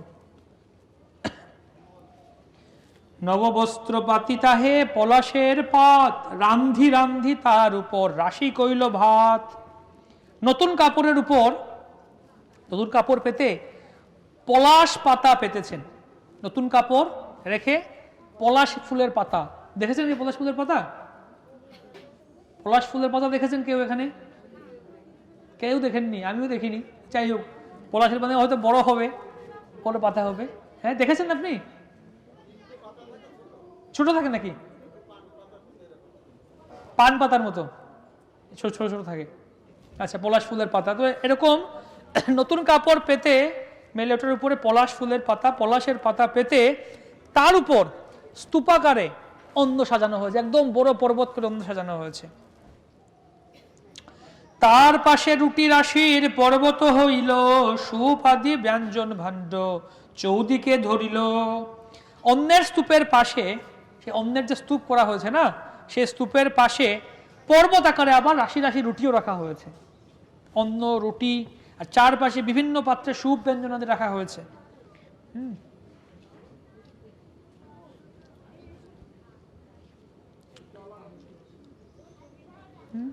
রাখা হলো। তার পাশে দধি দুগ্ধ মাঠা শিখরিণী, পায়স মথনীশ্বর পাশে ধরিয়ানি। আর তার পাশে কি? দই দুধ মাঠা শিখরিণী পায়েস মথনীশ্বর। কারা কারা নামগুলি শুনেছেন আগে? শিখরিণী মানে কি? হ্যাঁ, তারপরে মথনী মানে কি? তো কত কিছু ছিল খাবার, এখন তো আমরা ভুলে গেছি, আমার জানা নেই কিছু। দই দুধ মাঠা শিখরিণী পায়েস মথনীশ্বর পাত্রে পাত্রে পূর্ণ করে করে রাখা হলো। হেনমতে অন্নকূট করিল সাজন, পুরী গোসাই গোপালের কইল সমর্পণ। এভাবে অন্নকূট হয়ে গেল। কূট কোথার মানে কি? হ্যাঁ, কূট মানে কি? পাহাড়, পাহাড় পর্বত। হ্যাঁ, কূট মানে পাহাড়। তো অন্নকূট কোথায় মানে কি? অন্নের পাহাড়, ভাতের পাহাড়, এই জন্য অন্নকূট বলা হয়। অন্নকূট করে রেখে দিলেন এবং মাধবেন্দ্র পুরী গোসাই সবকিছু গোপালের কাছে সমর্পণ করে দিলেন। অনেক ঘট ভরি দিল সুভাষিত জল, বহুদিনের ক্ষুদায় গোপাল খাইল সকল। তো অনেক ঘট ভরে খুব মিষ্টি সুমিষ্ট জল দিলেন, আর দিয়ে গোপাল তো অনেকদিন ধরে না খেয়ে আছেন, ক্ষুধায় আজকে ভালো করে পেয়েছেন, একদম সব খেয়ে নিয়েছেন গোপাল। বহুদিনের ক্ষুধায় গোপাল খাইল সকল, সব খেয়ে নিয়েছেন, একদম শেষ করে দিয়েছেন, খালি হয়ে গেছে সব। কার কার বাড়িতে আপনারা ভোগ দিয়েছেন, গোপাল খেয়ে খালি করে দিয়েছেন? কারো হয়েছে বাড়িতে? লাগিয়ে দেখে প্লেট খালি, গোপাল খেয়ে নিয়েছেন, হয়েছে? এখানে খেয়ে নিয়েছেন সবকিছু, খালি হয়ে গেছে। তারপর কি হলো আবার মজার কথা, যদ্যপি গোপাল সব অন্য ব্যঞ্জন খাইল, তার হস্ত স্পর্শে পুনঃ তেমনি হইল। খেয়ে তো নিয়েছেন সব, আবার যখন স্পর্শ করলেন আবার সব এরকম ভরে গেছে। খাওয়ার পরে আবার স্পর্শ করে সব ভরে গেছে অন্য ব্যঞ্জনে। তো ভগবান খেয়ে নেন না, একদম খালি করে দিয়ে নেন না। আমরা বলছি সবাইকে ভগবানকে ভোগ দিয়ে খান, ভগবানকে ভোগ দিন, যাই খাবেন ভোগ দিন। ভগবান খান না, খেয়ে নেবেন না, এতেই কেউ ভোগ দেয় না। আর যদি ভগবান খেয়ে নিতেন বাই চান্স মনে করুন, তাহলে কজন যে দিত ভগবানকে ভোগ? কিছু না হলে ঠিক আছে, অল্প একদিন তো খেয়ে নিবে সবকিছু, অল্প একটু দিন। আরে ভগবান খাবেন না, যার যেরকম আছে সেরকমই থাকবে। আপনি থালা ভরে যদি অন্ন দেন, ব্যঞ্জন মিষ্টি দেন, সাজিয়ে দই মিষ্টি দেন, খালি কম হবে না ওখান থেকে, বরং একটা প্রসাদ, ভগবানের কৃপা সেখানে পাবো আমরা। যদি মনে করো এরকম হতো, ভগবান এরকম নিয়ম করতো, তুমি আমাকে ভোগ দাও, আমি অর্ধেক খেয়ে নেব, অর্ধেক করে আমরা যেমন খাই না, অর্ধেক করে খেয়ে দিয়ে অর্ধেক খেয়ে রেখে দেবো, বা হয়তো পুরোটা খেয়ে নেব। কয়জন যে দিত ভগবানকে ভোগ সন্দেহ আছে। হ্যাঁ, তো সেটাই ভগবান কৃপা করে আবার দিয়ে দিয়েছেন এখানে, হস্তে স্পর্শে আবার পুনঃ তেমনি হইল।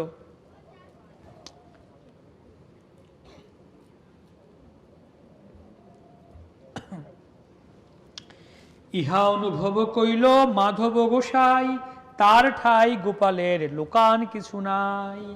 তো এটা কে অনুভব করতে পারলেন? মাধব গোসাই, মাধবেন্দ্রপুরী, তিনি বুঝতে পারলেন যে গোপাল এরকম খেয়ে নিয়েছেন, তারপরে আবার হস্তস্পর্শে সব পূর্ণ করে দিয়েছেন, তার কাছে কোনো কিছু লুকানো নেই, তিনি বুঝে গিয়েছেন। কেন তিনি বুঝে গেলেন এটা? কিভাবে বুঝতে পারলেন তিনি এটা? তিনি কোনো মেশিন লাগিয়ে দেখেছেন? কিভাবে বুঝতে পারলেন, দেখতে পারলেন তিনি? কোনো চশমা লাগিয়েছেন, বিশেষ চশমা। এখন 3D চশমা একটা আছে, চশমা লাগালে 3D দেখতে পাবেন, পিকচার দেখতে পাবেন, এরকম আছে। তো মাধবেন্দ্রপুরী কি কোনো বিশেষ চশমা লাগিয়ে দেখেছেন নাকি যে কিভাবে খেয়েছেন? কিভাবে দেখলেন তিনি? ভক্তির চোখ, প্রেমাঞ্জন ছুরিত ভক্তি বিলোচনে না, প্রেমরূপী চক্ষু দিয়ে দেখেছেন তিনি, ভক্তি চক্ষু দিয়ে। তাই যখন বলছে ভগবানকে দেখান, ভগবান কোথায়? দেখান আমাদেরকে, সামনে দেখাও ভগবানকে, ঠাকুরকে দেখাও। কিভাবে দেখবে? আগে চশমা চাইতো নাকি? চশমা না থাকতে দেখবে কিভাবে? যদি চোখ নাই কারো, অন্ধ ব্যক্তি তাকে দেখতে পাবে? দেখতে পাবে না, চোখ চাই। তো একইভাবে আমাদেরও দেখতে গেলে চোখ বা চশমা চাই। সেই চোখটা কিসের চোখ? ভক্তির চোখ, প্রেমের চোখ, তখন দেখতে পাবো আমরা, এমনিতে দেখা যাবে না। তিনি বুঝতে পারলেন যে গোপাল এরকম খেয়ে নিয়েছেন। একদিনের উদ্যোগে হইছে মহোৎসব কইল, গোপাল প্রভাবে হয় অমনে না জানিল। তো এভাবে একদিনের হটকর, মানে এই সমস্ত কিছু কয়দিনে হয়েছিল? হ্যাঁ, আগে থেকে ঘোষণা করা হয়েছিল। আমরা যে প্রোগ্রাম হবে এখানে লাগানো হয়েছে 26শে জানুয়ারি প্রোগ্রাম হবে, আগে থেকে 1 মাস আগে থেকে বলা হয়, বা অমুক দিন আগামী বছর বলা হয়, কিন্তু এখানে কোনো বলা হয়নি। অন্নকূট হবে এই বছরের, অন্নকূটের তারিখ কত আপনার ডেট দেখতে হবে, এখনই বলা আছে অন্নকূটের ডেট, বৈষ্ণব পঞ্জিকায় লেখা আছে। হ্যাঁ, অমুক দিন আমরা অন্নকূট, আগে থেকে প্রস্তুতি নিতে পারেন সকলে মিলে। কিভাবে এবার অন্নকূট আমরা গোপালের মন্দির বড় করে কিভাবে করা যায়, করা যেতে পারে। হ্যাঁ, কার্তিক মাসে পড়বে অন্নকূট, গোবর্ধন পূজা কার্তিক মাসে। আপনারা তো আশা করি করেন, আপনারা আরো সুন্দর করতে পারেন। তো আগে থেকে বলা হয়, কিন্তু এখানে হঠাৎ করে আগের দিন রাতের বেলা, সন্ধ্যার সময়, রাতের বেলা, মাঝ শেষ রাতে মাধবেন্দ্রপুরী স্বপ্ন দেখেছেন, পরদিন সকালে উঠে বললেন সবাইকে, নিয়ে এলেন, নিয়ে এসে বসালেন, স্থাপন করে, বাস ওই একদিনের মধ্যে সবাই নিয়েও আলো, যত চাল ডাল যা ছিল নিয়ে এলো, রান্না করা হলো, রুটি রান্না করা হলো, ব্যঞ্জন রান্না করা হলো, জল নিয়ে আসা হলো, মিষ্টি দধি দুগ্ধ পায়েস মথনি সরপুরি সব কিছু নিয়ে আসা হলো, হয়ে গেল অন্নকূট। হ্যাঁ, তো কিভাবে যে হলো এটা কেউ বুঝতে পারলো না। এটা কিভাবে, মানে হুট করে হুটহাট করে করে অনুষ্ঠান হয়ে গেল। এই যে একটা অনুষ্ঠান হচ্ছে, আগে থেকে প্রস্তুতি নিতে হয়েছে, এই পান্ডাল করো, এই করো, এত কিছু করতে হয়েছে, কিন্তু এখানে হুট করে হয়ে গেছে, কেউ বুঝতে পারলো না।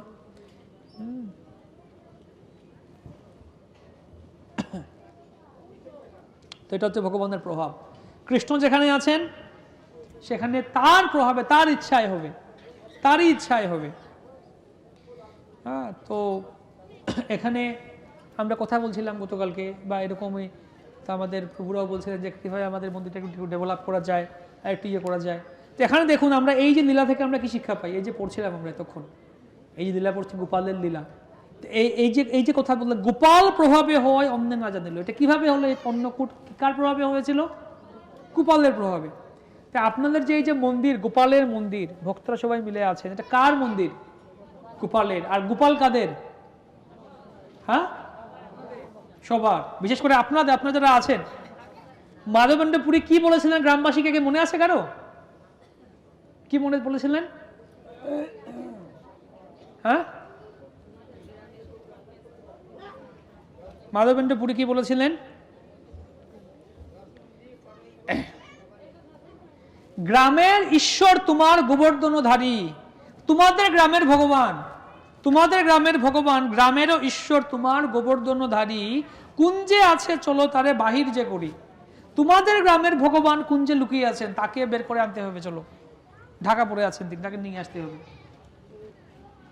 সেটা বুঝতে হবে। এই যে গোপাল আপনাদের গ্রামের ভগবান, আপনাদের গ্রামের ঈশ্বর, তাই সেই আপনাদের গ্রামের ঈশ্বরের সেবা করার দায়িত্ব কার? সকলের। এটা মনে করলে হবে না ঠিক আছে এনারা করে দেবে, ব্যাস হয়ে গেল না। আপনাদের গ্রামের ঈশ্বর আপনাদের সেবা করতে হবে। ঠিক যেরকম আমরা পড়ছিলাম, গ্রামবাসীরা সকলে মিলে উৎসাহে, পরম উৎসাহে, চলো যে যেরকম পারি গোপালের সেবা করুন। হ্যাঁ, তো এভাবে যখন, তখন এই গ্রামবাসীর প্রীতিতে আমরা আগে দেখবো যে ব্রজবাসীর সহজ প্রীতি গোপালের প্রতি, সহজ প্রীতি, তাদের স্বাভাবিক প্রীতি, প্রেম, ভালোবাসা, এবং তার ফলে কি হলো, গোপালও তাদের সাথে এভাবে আদান প্রদান করলেন, এবং এই একদিনের উদ্যোগে সমস্ত কিছু হয়ে গেল, মহা উৎসব হয়ে গেল, অন্নকূট গোবর্ধন পূজা হয়ে গেল, গোপাল এলেন সবাইকে নিয়ে, এবং অনেক ইয়ে হলো, আনন্দ হলো। তো যারা যে যেখানে আছেন, আপনাদের দায়িত্ব কর্তব্য হচ্ছে গোপালদের সেবা করা, এগিয়ে নিয়ে আসা। আপনাদেরকে যেমন আজকে সকালে কিছু ভক্ত বলছিলেন যে আমাদের গোপালের অনেক মাহাত্ম্য আছে, তো গোপালের মাহাত্ম্য আছে, কিন্তু গোপালের মাহাত্ম্যটা কিসে মাহাত্ম্য? গোপালের মাহাত্ম্য তার ভক্তদের সাথে। মনে করুন যদি বলা হয় এখানে প্রধানমন্ত্রী আসবেন, ভারতের প্রধানমন্ত্রী নরেন্দ্র মোদী এখানে আপনাদের গ্রাম বসিরহাট রাহারহাটিতে আসবেন আগামী সপ্তাহে, হ্যাঁ, আগামী মাসের হয়তো 5 তারিখে আসবেন যদি বলা হয়, তাহলে কি হবে? উনি কি হুট করে চলে আসবেন একটা বাইকে বসে, স্কুটি চালিয়ে আসবেন এখানে, হুট করে এসে আমি এসেছি, প্রধানমন্ত্রী এসে কোথায় কি বলবেন এরকম এসে? না, আগে থেকে এখানে হয়তো তিনি হেলিকপ্টার নামতে পারেন, হয়তো আপনার মাঠে বড় করে হেলিকপ্টার নামার সিস্টেম করা হবে, আর না হলে তিনি হয়তো গাড়িতে যদি করে আসেন, তার গাড়ির আগে 10টা গাড়ি, পেছনে 10টা গাড়ি, পুলিশ, সেনাবাহিনী, মন্ত্রী, এমপি যারা আছেন তাদের গাড়ি, পেছনেও গাড়ি, মানে একদম ঢাক ঢোল পিটিয়ে অনেক বহর করে অনেক লোক এখানে, সাংবাদিক, রিপোর্টাররা আসবে নাকি? প্রধানমন্ত্রী আসছেন মানে কি? আমরা কি বলি এখানে পুলিশ আসবে, সাংবাদিক আসবে বলি আমরা? না, প্রধানমন্ত্রী আসছেন। কি প্রকার প্রধানমন্ত্রী? একজন ব্যক্তি আসছেন, এত উৎসব কিসের? না, ওই প্রধানমন্ত্রী মানে একা না, সাথে অনেকে আছেন। রাজা মানে একা না, সাথে অনেকে আছেন। কিভাবে? ভগবান মানে একা না, ভগবান সবসময় তার ভক্তদের সাথে আছেন। তাই গোপালের মাহাত্ম্যটা কখন? যখন গোপালের ভক্তরা মাহাত্ম্যপূর্ণ হবে, গোপালের ভক্তরা ভালো করে ভক্তি করবে, গোপালের ভক্তরা প্রীতি সহকারে গোপালের সেবায় যুক্ত থাকবে, তখন গোপালের মাহাত্ম্য বাড়বে। এবং তখন গোপাল আরো উৎফুল্লিত হয়ে, আনন্দিত হয়ে, প্রসন্ন হয়ে ভক্তদের সাথে আদান প্রদান করবেন, তিনি আরো এটাকে ছড়িয়ে দেবেন, আরো ছড়িয়ে দেবেন। এই যে আমরা দেখবো এখন পড়বো, আরো শুনবো সামনে, যে এটা কারা করছিলেন? ওই একটা গ্রামের, গোবিন্দকুণ্ডের পাশে যে গ্রাম ছিল, ওই গ্রামের ভক্তরা আসে, ব্রজবাসী, তারা মিলে করছিলেন। এখন দেখবো আমরা আরো বিভিন্ন গ্রামের লোকেরা আসছেন, 10 গ্রামের লোকেরা একটার পর একটা গ্রামে আসছেন, সবাই এসে গোপালের সেবা করছেন। এভাবে আপনারা যখন উৎসাহ সহকারে গোপালের সেবা করবে, আপনাদের গ্রামের ভগবান, তখন আশেপাশে যত গ্রাম আছে, দূর দূরান্ত থেকে তারা সকলে আসবে। শুধু গ্রামই না, শহর থেকে আসে, কলকাতা থেকে আসে, বোম্বে থেকে আসবে, লোকেরা আসবে গোপালকে দর্শন করতে, বিদেশ থেকে আসবে গোপালকে দর্শন করতে, তখন গোপালের প্রভাবটা বাড়বে। তো আমরা যদি মনে করি যে ঠিক আছে না অন্যরা এরা আসবে, এদেরকে দিয়ে দিয়ে যারা আসবে এরা এসে করে দেবে না, আপনাদের দায়িত্ব। আপনারা যদি উৎসাহ করে এগিয়ে আসেন, ভালো করে ভক্তি করেন, সদাচার পালন করেন, সঠিক আচার আচরণ পালন করেন, ভক্তির উৎসাহ নিয়ে সেবা করেন, তবে গোপাল সন্তুষ্ট হয়ে এটার মাহাত্ম্য বাড়াবেন। আপনার দায়িত্ব। দেখুন আমরা পড়ছি, আরো আমরা দেখবো কি বলছেন এখানে। একদিনের উজ্জ্ব কেটে হয়ে গেল গোপাল প্রভাবে। আচমন দিয়া দিল বিরক সঞ্চয়, আরতি করিল লোকে করে জয় জয়। তা আচমন দিয়ে গোপাল মুখ ধোয়ার জল, মাধবেন্দ্রপুরে গোপালকে আচমন করিয়ে দিলেন, মুখ ধোয়ার জল দিলেন, মুখ ধোয়ার জল দিলেন এবং তাম্বুল নিবেদন করলেন। এবং আরতি করার সময় সমস্ত লোক কি বলছিল? একসাথে আমরা জয় জয় বলে, জয় গোপাল, এরকম জয় জয়। আরতি করিল লোকে করে জয় জয়, সকলে জয় জয় করছিলেন। গোপালের জয়, সকলে গোপালের জয় দিচ্ছিলেন।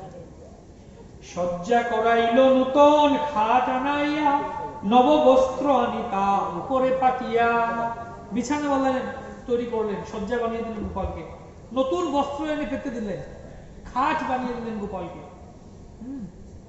গোপালের সেবাটা কিভাবে করতে হবে? আমাদের সেবা তো করবো, কিভাবে করবো সেটা? সেবা উৎসাহ সহকারে করবো না। আমাদের যে গোপালের সেবা উৎসাহ সহকারে করতে, এমন না যে ঠিক আছে আমরা ভালো খাবো, ভালো মনটা মিটে যে চাইতে হয় লোকেদের বাড়িতে, আমাদের যেটা সমাজে নিজেরা ভালো করে খাবো, অন্য ডাল সবজি রান্না করে একদম পেট ভরে খাবো। আর ভগবান ঠাকুরকে কি করবো? ঠাকুরের ওখানে কি করবে? ওই সিংহাসনে ওখানে একটু ইয়ের মধ্যে একটু চিনি বা একটু নকুলদানা, একটু বাতাসা, একটা কলা দিয়ে দেবে, ব্যাস ও হয় ঠাকুর খাও তুমি, একটু চিনি দিয়ে দিল। আর ওটার উপর পিঁপড়ে উঠছে, পিঁপড়া খাচ্ছে গিয়ে, ব্যাস ঠাকুরকে দিয়ে দিয়েছে। হ্যাঁ, ওই ঘরের মধ্যে একটা কোনাতে সাজিয়ে রাখবে বা ইয়ে করে রাখবে ঠাকুরকে, প্লাস্টিকের ফুল দেবে এনে, কাগজের ফুল এনে সে দেবে গোপালের ভগবানের সামনে, প্লাস্টিকের ফুল বসিয়ে রাখবে। এই হচ্ছে অবস্থা আমাদের সমাজে। নিজেরা ভালো ভালো খাবো, এটা খাবো ওটা খাবো, আর ভগবানকেও একটু চিনি দেবো, প্লাস্টিকের ফুল এনে দেবো, হ্যাঁ বাস হয়ে গেছে। না, আমরা যেরকম আমাদের নিজেদের জন্য চিন্তা করি, গোপালকে নিয়ে চিন্তা করতে হবে সেরকম। গোপালকে নিয়ে চিন্তা করতে হবে। গোপালের কি হয়েছে বলছে, খাট নিয়ে এসছেন, বিছানা দিয়ে দিয়েছেন, নতুন কাপড় পেতে দিয়েছেন, গোপালের জন্য সবকিছু। তাই এই গ্রামবাসী বা আশেপাশে যারা সকলেই আছেন, সবাইকে এটা চিন্তা করতে হবে, বা প্রত্যেকের বাড়ির যাদের বাড়িতেও চিন্তা করতে হবে না আমার বাড়িতে ভগবান আছেন, তিনি হচ্ছেন আমার এই সংসার পরিবারের বাড়ির মূল কর্তা, তার বাড়ি এটা, আমরা সবাই তার বাড়িতে সেবা করছি। তো কিভাবে এই গ্রামে এখানে ঠাকুর গোপাল আছেন, তিনি হচ্ছেন মূল, তার সেবা করছি আমরা, ব্যাস। কোনো কিছু হলে তার জন্য আগে, বাজারে যখন সবজি কিনতে বা কিছু কিনতে যাচ্ছি, আগে গোপালের জন্য খুশি, এটা গোপালের জন্য করা হচ্ছে, রান্না করা হচ্ছে আজকে বাড়িতে, গোপালের জন্য রান্না করা হচ্ছে, আমরা প্রসাদ পাবো। শিল প্রভুপাদ তিনি গেছিলেন আমেরিকাতে, প্রথম যখন যান, তো বলছে আপনি কেন আমেরিকা যাচ্ছেন এই বৃদ্ধ বয়সে, কেন যাচ্ছেন? প্রভুপাদ বলছে আমি আমেরিকা যাচ্ছি না, শ্রীমদ ভাগবতম আমেরিকা যাচ্ছে, আমি শুধু শ্রীমদ ভাগবতমকে সাথে করে তাদের সাথে যাচ্ছি, আমি সঙ্গে করে যাচ্ছি, শ্রীমদ ভাগবতম আমেরিকা যাচ্ছে। সেরকম মনোভাব গোপালের জন্য হচ্ছে সবকিছু। বাড়িতে অনুষ্ঠান, কারো জন্মদিন, কারো বিয়ে, কারো বিবাহ বার্ষিকী, কারো জন্ম জয়ন্তী বা পহেলা বৈশাখ, নববর্ষ, সংক্রান্তি, নতুন নতুন কাপড় কিনি, দুর্গাপুজো, নতুন কাপড় কিনি না আমরা, নতুন কাপড় কিনি, শাড়ি কিনি, গহনা কিনি, ধুতি ফুটতে বা কাপড় চোপড় কিনি। গোপালের জন্য চিন্তা করি না, গোপালের জন্য আগে একটা ড্রেস তৈরি করি আমরা, কাপড় তৈরি, গোপালকে পোশাক দিই আগে। আমার জন্য তো নতুন নতুন কিনছি, বছরের পর বছর প্রতিদিন কিনছি, প্রতি মাসে একটা অনুষ্ঠান হচ্ছে, এই জামা কিনো, কাপড় কিনো, শাড়ি কিনো, গহনা কিনো, গোপালের জন্য আমরা করছি কি? যদি নিজে একটা শাড়ি কিনেন তাহলে গোপালের জন্য আগে একটা ড্রেস বানাতে হবে, তারপরে নিজের জন্য শাড়ি কিনতে হবে নাকি? হ্যাঁ, যদি একটা শার্ট কিনে আগে গোপালের জন্য কি করছে দেখতে হবে। বাজারে যদি যান কিছু কিনতে গেলে আগে গোপালের জন্য কিছু একটা কিনুন, তারপর নিজের জন্য কিনবেন। গোপাল হচ্ছেন, ভগবান হচ্ছেন আমাদের মূল কেন্দ্র। তাই সেইভাবে মনে করে তাকে সেরকম সেবা করা। অনেক আছে দেখুন বাড়িতে ইয়েতে, আমার খুব গরমের দিন, গরম লাগছে প্রচুর, ঘরে এসি লাগাইয়েছে বা কুলার লাগিয়েছে, পাখা লাগিয়ে আরাম বাতাস খাচ্ছি, আর ভগবানকে কুলার রেখেছে। ভগবানের জন্য পাখা লাগিয়ে দিন, সুন্দর সিস্টেম করে দিন, ভগবান এখানে আছেন, তিনি গোপাল এখানে আছেন, তার কি গরম লাগে না? এই যে বলছেন গোপাল এখানে বলছেন, হ্যাঁ তিনি পরমেশ্বর ভগবান, অনন্ত ব্রহ্মাণ্ডের মালিক ভগবান, তার শীত গরম কিছু নেই, তিনি অপ্রাকৃত, কিন্তু তিনি আমার সাথে লীলা করছেন, আদান প্রদান করছেন ভক্তের সাথে, সেই ভাব নিয়ে ভক্ত সেবা করেন। এই যে বলছেন গোপাল যে আমি এখানে এতদিন ধরে এই কুঞ্জের মধ্যে আটকা পড়ে আছে, আমার গরম লাগছে, আমাকে কি করো, হ্যাঁ শীতল জল এনে আমাকে অভিষেক করা, স্নান করা, শীতল জল নিয়ে। একটু পরে দেখবো বলবেন যে তুমি ওই জগন্নাথপুরীতে যাও, গিয়ে চন্দন নিয়ে এসো, আমার গায়ে চন্দন দাও, আমার গরম লাগছে। গোপাল গরম লাগছে, শীতল জল দাও আমাকে। ক ঘটি জল নিয়ে এসেছিলেন? 100 ঘটি জল নিয়ে এসেছিলেন। এইভাবে আমাদের বাড়ি আমরাও সেবা করবো, সেরকম ভাব নিয়ে না, গোপালের জন্য, গোপালের গরম লাগছে, গোপালের জন্য আমি কি গোপালকে মালা গেঁথে দেবো, খুব সুন্দর করে সাজানো। আমরা সকালে ওটা আয়নার সামনে দাঁড়িয়ে বা সাজগোজ করতে করতে 1 ঘন্টা কাটিয়ে দিই। হ্যাঁ, গোপালকে ভালো করে সাজানো, তার সুন্দর, তাকে মালা বানিয়ে দেয়া।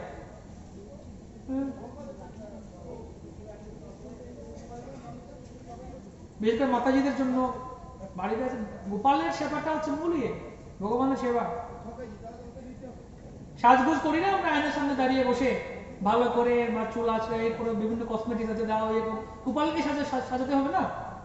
গোপালের জন্য বিভিন্ন সাজসজ্জা আছে, ড্রেসিং করতে, অঙ্গরাগ করতে হবে। তারপরে কি করছেন? পুরী গোসাই আজ্ঞা দিল সকল ব্রাহ্মণে, না তারপরে তৃণটাটি দিয়া চারি দিক আবরিল, উপরেতে একটাটি দিয়া আচ্ছা দিল। তৃণটাটি মানে চাটাই, চাটাই দিয়ে চারপাশ ঘিরে দিলেন, একটা অস্থায়ী মন্দির তৈরি করলেন, এবং তার উপরেও একটা চাটাই দিয়ে একটা অস্থায়ী মন্দির তৈরি করা হলো এখানে। তারপর কি হলো? পুরী গোসাই আজ্ঞা দিল সকল ব্রাহ্মণে, আবাল বৃদ্ধ গ্রামের লোক করাহ ভোজনে। মাধবেন্দ্রপুরী আজ্ঞা দিলেন সবাইকে ভোজন করাও, সবার জন্য প্রসাদ ব্যবস্থা করো। সবে বসি ক্রমে ক্রমে ভোজন করিল, ব্রাহ্মণ ও ব্রাহ্মণী গণে আগে খাওয়াইল। সব ব্রাহ্মণ ব্রাহ্মণীদের আগে প্রসাদ দেওয়া হলো বর্ণাশ্রম অনুযায়ী। অন্য গ্রামের লোক যত দেখিতে আইল, গোপাল দেখিয়া সবে প্রসাদ খাইল। এবং আরো অন্যান্য গ্রাম থেকে লোকেরা এলেন এখানে। কারা কারা অন্যান্য জায়গা থেকে আসছেন এখানে? কারা কারা এই এলাকায়, এই রাখারহাটি বলে না, এখানে আছেন? কারা কারা কারা কারা এখানকার স্থানীয়? কারা কারা দেখে? কারা কারা রাখারহাটি এলাকায় আছেন? কারা কারা? আর কারা কারা এর বাইরে আছেন? অনেকে আছেন, ভালো, সবাই এসছেন। সবাই যারা আসছেন সকলে মিলে প্রসাদ গ্রহণ করবো আজকে আমরা। তো বলছেন সবাই সকল যারা দর্শন করতে এসেছিলেন গোপালকে, সকলে আবাল বৃদ্ধ সকলে মিলে প্রসাদ। অন্য গ্রামের লোক যত দেখিতে আইল, গোপাল দেখিয়া সবে প্রসাদ খাইল। দেখিয়া পুরীর প্রভাব লোকে চমৎকার, পূর্ব অন্নকূট যেন হইল সাক্ষাৎকার। যখন এটা দেখলেন সবাই, সবাই অত্যন্ত চমৎকৃত, আনন্দিত হয়ে গেলেন, যে অবাক হয়ে গেলেন যে আগের যে অন্নকূট হয়েছিল বৃন্দাবনে সেই ইয়ের সময়, কৃষ্ণের সময়, নন্দ মহারাজের যে অন্নকূট গোবর্ধন পুজো, সেরকম অন্নকূট হয়ে গেছে, বিশাল বিশাল করে। সকল ব্রাহ্মণে পুরী বৈষ্ণব করিল, সেই সেই সেবা মধ্যে সেবা নিয়োজিল। মাধবেন্দ্রপুরে সবাইকে বৈষ্ণবে পরিণত করলেন এবং সবাইকে এই দীক্ষা দান করলেন এবং সবাইকে সেবায় যুক্ত করলেন। কাদের সেবা যুক্ত করলেন? এই গ্রামবাসীদেরকে। গ্রামবাসীরা সেবা করছেন গোপালের। আপনারা যারা আছেন, আপনারা দায়িত্ব সেবা করা। আপনারা ভালো করে শিখুন, হরিনাম করুন, ভাগবতম পড়ুন, গ্রন্থ পড়ুন, শিখুন, সেবা পূজা করুন, রঘুরা শিখাবেন। তারপর ধীরে ধীরে আপনারা দীক্ষা হবে, আপনারা সেবা পুজো করবেন, আপনাদের আসতে হবে সেবা করার জন্য, এগিয়ে আসতে হবে, আপনারা মিলে সেবা করতে হবে গোপালের। 19 দিন শেষে প্রভুর করাইল উত্থান, কিছু ভোগ লাগাইল, করাইল জলপান। তারপর আবার দিন শেষে উঠালেন, জাগালেন বিগ্রহ, সকলে জেগে উঠেন এবং তাকে আবার ভোগ পানের ব্যবস্থা করে দিলেন। বৈকালীন ভোগ, বিকালবেলা আবার ভোগ দেওয়া হলো। আপনারা কবার খান? আমরা কবার খাই? কবার খান দিনে? কয়বার? 3 বার। গোপাল কয়বার খান? গোপালে কবার খাওয়ানো হয়? গোপালকে 6 বার খাওয়ানো হয়। আসলে 6 বার ভোগ দেওয়া হয় মন্দিরে, 6 বার দিতে হয়। সকালবেলা কি মঙ্গল ভোগ, তারপরে বাল্যভোগ, মঙ্গল ভোগ, তারপরে কখন দর্শনার্থীর পরে বাল্যভোগ দেওয়া হয়, রাজভোগ দেওয়া হয় দুপুরে, তারপরে বিকালে বৈকালীন ভোগ, সন্ধ্যার সময় সন্ধ্যা ভোগ একটা আরতির সময় পরে, তারপর রাত্রের বেলা রাত্রিকালীন ভোগ। 6 বার দেওয়া হয় গোপালকে। গোপাল একটু বেশি খান নাকি? বেশি খান, খাওয়া তো বেশি। আপনার এখানে গোপাল আছেন, 6 বার ভোগ হয়, 6 বার আরতি হয়, 6 বার দর্শন হয় গোপালে। 15 দিন শেষে প্রভুর করাইল উত্থান, কিছু ভোগ লাগাইল, করাইল জলপান। গোপাল প্রকট হইল, দেশে শব্দ হইল, আশপাশ গ্রামের লোক দেখিতে আইল। তো যখন এরকম শব্দ পাওয়া গেল, যাহা গোপালের এখানে স্থাপন হলো, গোপালের মন্দির হয়েছে, আশেপাশে যত গ্রামের লোকেরা আছে সবাই তখন চলে এলো গোপালকে দর্শন করতে। আশপাশ গ্রামের লোক দেখিতে আইল। এক এক দিন এক এক গ্রামে লইল মাগিয়া, অন্নকূট করে সবে হরষিত হইয়া। এক এক দিন এক এক গ্রাম থেকে নিয়ে নিয়েছে যে আজকের অন্নকূটটা আমরা আমাদের গ্রাম থেকে করবো। প্রথম দিন কারা করেছিল? ওই গ্রামের যারা ছিল তারা করেছিলেন। এরপরে পাশের গ্রাম থেকে তারা বলছেন কি, যে আমরা সবাই মিলে অন্নকূট ব্যবস্থা করবো। তো তাদের গ্রাম থেকে এরকম করে তারা যত চাল ডাল আটা নিয়ে এসছেন, ফলমূল সবজি বা যত এরকম দধি মিষ্টি নিয়ে এসছেন, তারা মিলে সবাই বস্ত্র বস্ত্র নিয়ে আগের দিনের মতো আবার অন্নকূট করলেন। এরপরে এর পাশের গ্রাম থেকে যারা এলেন তারা বললেন না, আজকের আমরা করবো। এরকম করে পুরো দিন ভাগ করে নিয়েছেন, কোন গ্রামে লোকেরা কোন দিন অন্নকূট করবে। এভাবে পুরো একদম ভরে গেছে, অন্নকূট হচ্ছে প্রতিদিন হচ্ছে গোপালে, কোনো কম নেই, কোনো কিছু নেই। তো এই জন্য এই যে বলছেন, যখন প্রথমত ওই গ্রামের সবাই করছিলেন, তো আপনারা যারা আছেন এখানে লোক, আপনারা যখন উৎসাহ নিয়ে এসে করবেন, গোপালের সেবায় যুক্ত হবেন, আশপাশ থেকে সকলে আসবে, আরো আসবে, জগৎবাসী সকলে আসবে।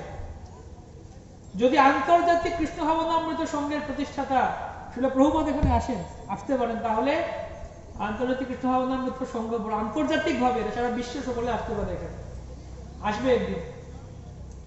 তখন তারা যদি আসে, তারা যদি এসে দেখে যে এখানে গোপাল তো আছেন, কিন্তু এই এলাকার বাসী যারা আছে তারা কেউ গোপালের সেবা করছেন না, কেমন লাগবে তখন? তারা দূর দূর থেকে আসবে, এসে দেখবে এখানে আমরা তো এলাম দর্শন করতে, কিন্তু এখানকার এলাকাবাসীরা তো এতটা যে যার মতো মগ্ন আছে। নিজেদেরকে এগিয়ে আসতে হবে, প্রতিদিন আসা, এখানে সরাসরি সেবা মানে কঠিন কিছু না, এখানে যে আমাকে যে অনেক কিছু করতে না, এখানে এসে মন্দিরটা একটু পরিষ্কার করে ঝাড় দিয়ে দেয়া, হ্যাঁ, এখানে একটু সবজি আমান্য করতে সাহায্য করা, ভগবানের মন্দিরটা পরিষ্কার করে দেওয়া, একটু রান্নার যে বাসন একটু পরিষ্কার করে দেওয়া, বিভিন্নভাবে সেবা করা যায়। কারো বাড়িতে যেটা বলা হলো শাক সবজি আপনারা বলছেন প্রভুরা যে নিয়ে আসছেন অনেক গোপালের সেবার জন্য, আসুন প্রসাদ পান, আপনারা প্রসাদ গ্রহণ করুন। ফুল আছে, ফুল নিয়ে আসুন গোপালের জন্য, বসে মালা গাঁথুন, মালা তৈরি করুন। হ্যাঁ, বসে যারা সেলাই জানেন, গোপালের জন্য বস্ত্র ড্রেস তৈরি করতে পারেন। তো এভাবে বিভিন্নভাবে সেবা করা যায় গোপালের। এই যে মন্দিরটা আছে, মন্দিরটা পরিষ্কার করা বিভিন্নভাবে, এই যে ছাদ আছে, উপর আছে, নিচ আছে, এক একজন এক একদিক মিলে এসে সেবা করা, ইয়ে করা, ঝকঝক চকচক করে মন্দিরটাকে সুন্দর সাজিয়ে গুছিয়ে রাখা। মন্দির চত্বরটাকে এখানে গোপালের জন্য আপনারা এখানে ফুল গাছ লাগাতে পারেন, বাগান করতে পারেন, এখানে এসে পরিচর্যা করতে পারেন, বিভিন্নভাবে সেবা করা যেতে পারে। দর্শন করা, কীর্তন সবাই মিলে, এটার একটা সবথেকে বড় সেবা হচ্ছে এটা। আর কিছু না করুন, এসে গোপালের দর্শন খোলা আছে, সামনে বসে হাততালি দিয়ে কীর্তন করুন, সবথেকে বড় সেবা হচ্ছে এটা। কয়েকজন মিলে এসে প্রতিদিন কীর্তন করুন। বিশেষ মাতাজিরা যারা আছে আশেপাশে আছেন, বিকালবেলা সময় না হয় আসুন, সকালবেলা সময় না হলে আসুন, কয়েকজন মিলে ঠিক আছে আমরা প্রতিদিন যাবো, কীর্তন করবো। হয় না ঘরে ঘরে বউ শাশুড়ির যুদ্ধ, বা সিরিয়ালে দেখায়, টিভি সিরিয়ালে দেখায়, বউ শাশুড়ি শাস বহু ঝগড়া চলে, যুদ্ধ, মহাভারত লঙ্কাকাণ্ড চলে। ওই মহাভারত লঙ্কাকাণ্ড না করে এখানে গোপালের সামনে বসে এসে এটা করলো, অমুকের বাড়িতে এটা হয়ে গেল, অমুকের ছেলে এটা করলো, অমুকের মেয়ে এটা করলো, অমুক এটা বলে দিল, ঠিক আছে।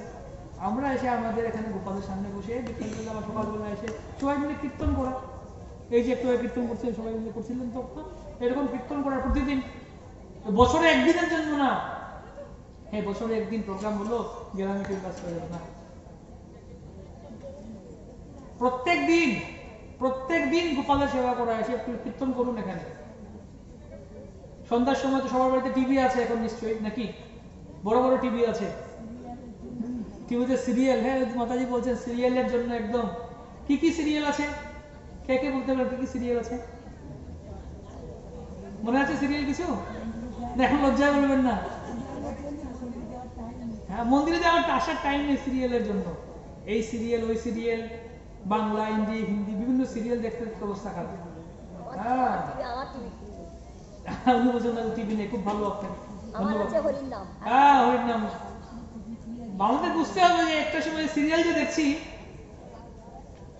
এটা আমার সাথে যাবে না, যাবে হচ্ছে হরিনামের সাথে, এবং এটাই আমার মূল ধন। সিরিয়াল দেখাতে একটু মজা লাগছে, একটু ভালো লাগছে, একটু সময় মজা লাগছে, কিন্তু এটা হচ্ছে অনিত্য মায়া, এবং ওইটা আমাকে আরো এই জগতে মিথ্যা মোহের দিকে আকৃষ্ট করে রাখবে, এবং এখানে আমাকে আরো পচাবে, মারবে, আরো দুঃখ দুর্দশায় মগ্ন করবে। তো এই যে আপনারা এখানে এসছেন, আমরা এখানে কীর্তন করছি, কথা বলছি, কার কার খারাপ লাগছে এখানে? আমরা এখানে কঠিন কিছু করতে বলছি যে এখানে পাথর ভাঙতে হবে, পাহাড় ভাঙতে হবে, মাটি খুঁড়তে বলছি না কিছু? এখানে বসুন, আমরা কীর্তন করলাম, নৃত্য করলাম, এখানে বসে কীর্তন হরিনাম করে, হরি কথা করছি, সহজ সরল, একটু করে প্রসাদ পাবো আমরা। কঠিন কিছু আছে এখানে? কঠিন মানে মাথায় বোঝায় বড় একটা 50 কিলো ওজনের চালের বস্তা নিয়ে চলতে বলতে বলছে এখানে? বসে বসে হরিনাম করা, কীর্তন করা, হরি কথা শোনা, এর থেকে সহজ কি আছে? প্রতিদিন আমাদের প্রভুরা এখানে আছেন, তারা হরি কথা বলবেন, আসুন একটা সময় বসবেন, প্রচার হবে, কীর্তন করবেন, কঠিন কিছু না এখানে, ভালো একটা সময়টা কাটবে, আরামসে কাটবে।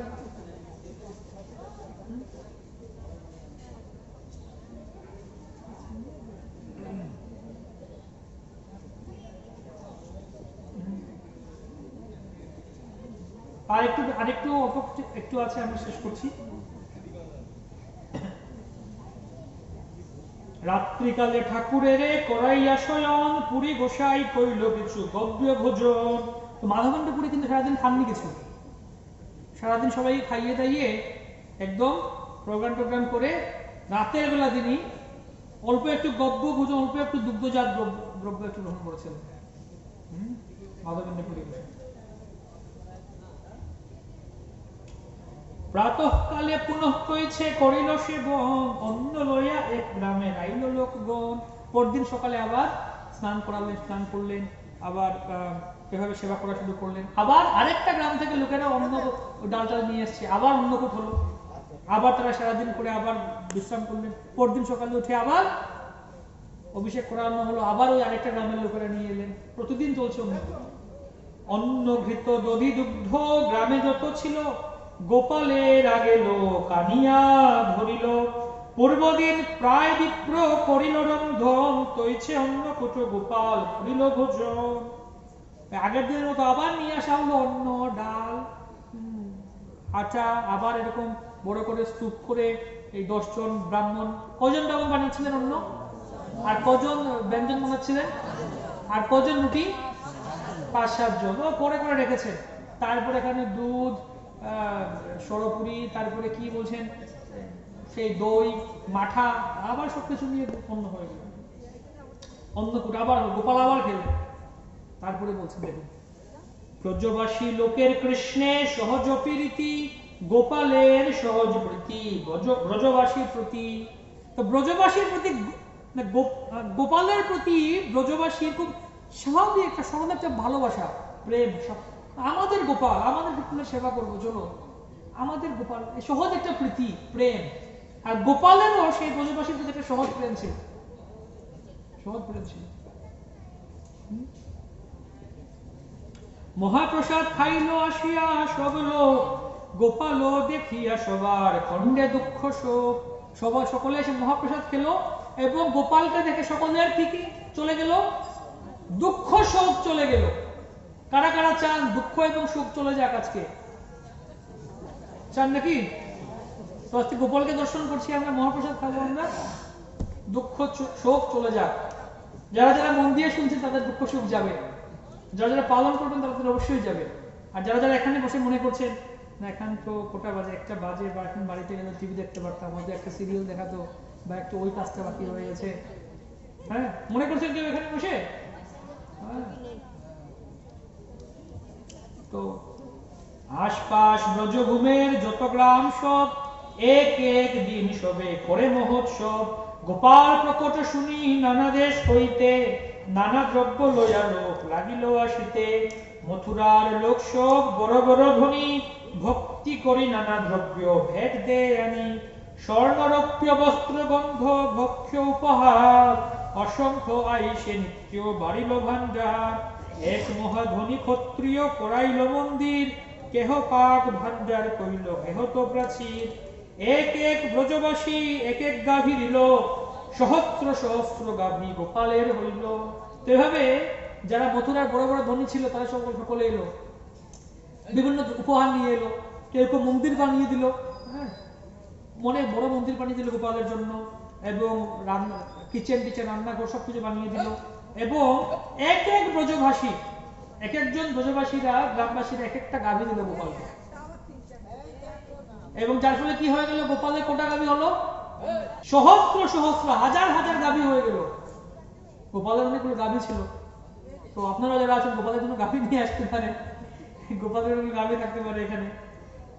গৌর হইতে আইলা দুই বৈরাগী ব্রাহ্মণ, পুরী গোসাই রাখিল তাদের করিয়া যতন। গৌর থেকে অর্থাৎ নবদ্বীপ থেকে গেছিলেন, বাংলা থেকে গেছেন দুজন ব্রাহ্মণ গেছিলেন বৈরাগী, তাদেরকে মাধবেন্দ্র পুরী থেকে রাখলেন, তারা সেবা করলেন।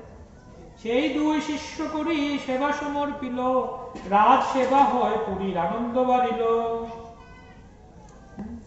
এইভাবে ওই দুইজন ব্রাহ্মণকে দীক্ষা দিলেন, তারা গোপালের সেবা করতে লাগলেন। এইভাবে 2 বছর গেল, 2 বছর এরকম চলছিল।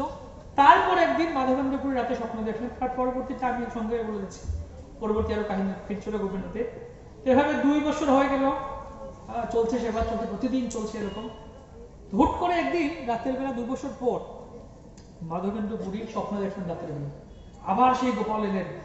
এবং গোপাল বললেন যে, গোপাল কহে পুরী আমার কাপ নাহি যায়, মলয়জ চন্দন লেপট হবে সে জোড়া। যে বললেন যে আমার না শরীরের যে তাপটা, গরমটা যাচ্ছে না, খুব গরম লাগছে গ্রীষ্মকাল, তুমি মলয় দেশ অর্থাৎ জগন্নাথপুরী থেকে তুমি চন্দন নিয়ে এসো, এসে আমার গায়ে লাগা।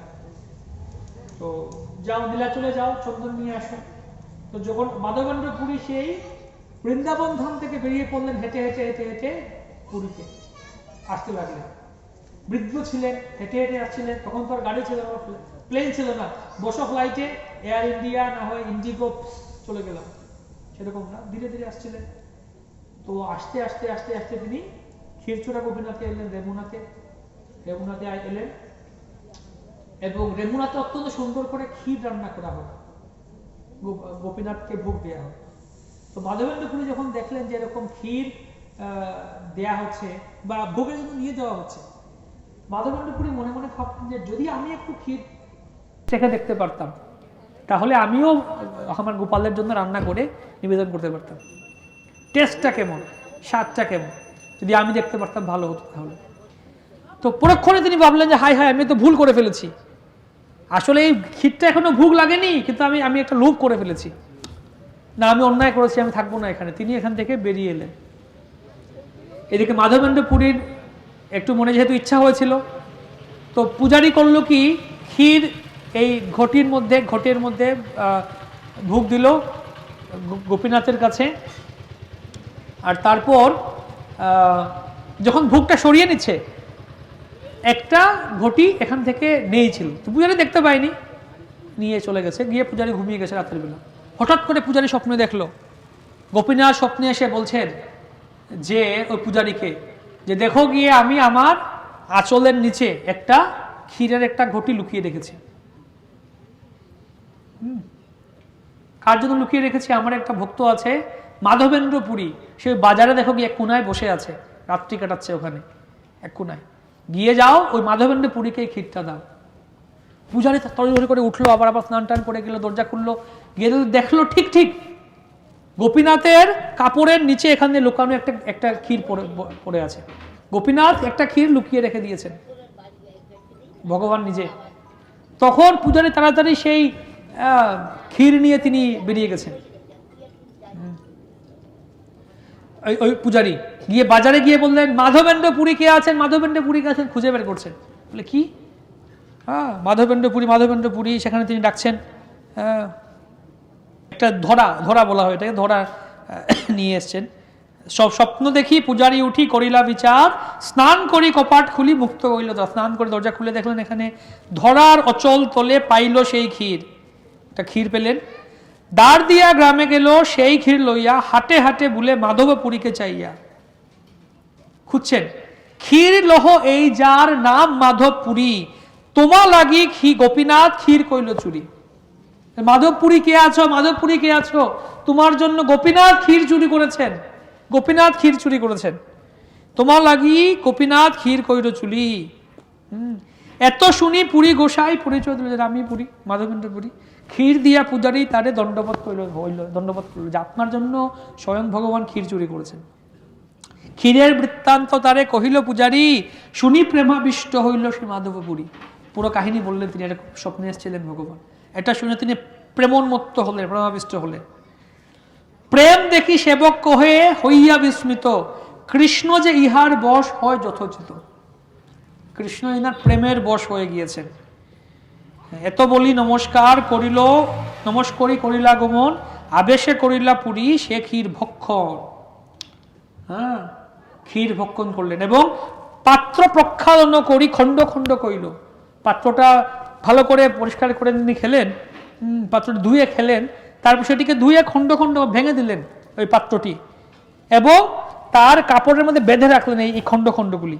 প্রতিদিন একখানি করে ওই পাত্রে ভাঙা যে আছে না, কিন্তু গোপীনাথ নিজের হস্তে, গোপীনাথ হাত দিয়ে সেই পাত্রকে চুরি করে রেখেছে, মানে গোপীনাথের হস্তস্পর্শ ধৃত সেই মাটির পাত্রকে ভেঙে দিলেন, ভেঙে গুঁড়ো গুঁড়ো করে ভেঙে বেঁধে রাখলেন কাপড়ে। প্রতিদিন একটু একটু করে তিনি খেতেন ওই এই ভাঙা সেই পাত্রের মাটির ভাণ্ডের সেই এগুলি মাটিগুলি খেতেন তিনি, সেরকম তার প্রেম ছিল। তো এই ছিল মাধবেন্দ্র পুরীর ক্ষীরচোরা গোপীনাথের কাহিনী। তারপরে তিনি গেলেন, চন্দন নিয়ে এলেন, আবার তিনি এলেন এখানে। তখন গোপীনাথ আবার স্বপ্ন দেখালেন, বা গোপাল স্বপ্ন দেখালেন মাধবেন্দ্র পুরীকে যে পুরী, এই গোপীনাথ আর আমি একই, তাই তুমি এই গোপীনাথের গায়ে চন্দন দিয়ে দাও, তাহলে আমার চন্দন পেয়ে যাব আমি। তো সেভাবে দিলা হয়েছিল গোপালের। তো এরপরে আছে এরপরের অধ্যায়, এটা হচ্ছে চৈতন্য চরিতামৃত মধ্যলীলা চতুর্থ অধ্যায়। আপনারা চৈতন্য চরিতামৃত যাদের কাছে নিতে পারেন, যোগাযোগ করতে পারেন, প্রভুর সাথে চৈতন্য চরিতামৃত নিতে পারেন। এরপরে পঞ্চম অধ্যায়ে আছে সাক্ষী গোপালের লীলা।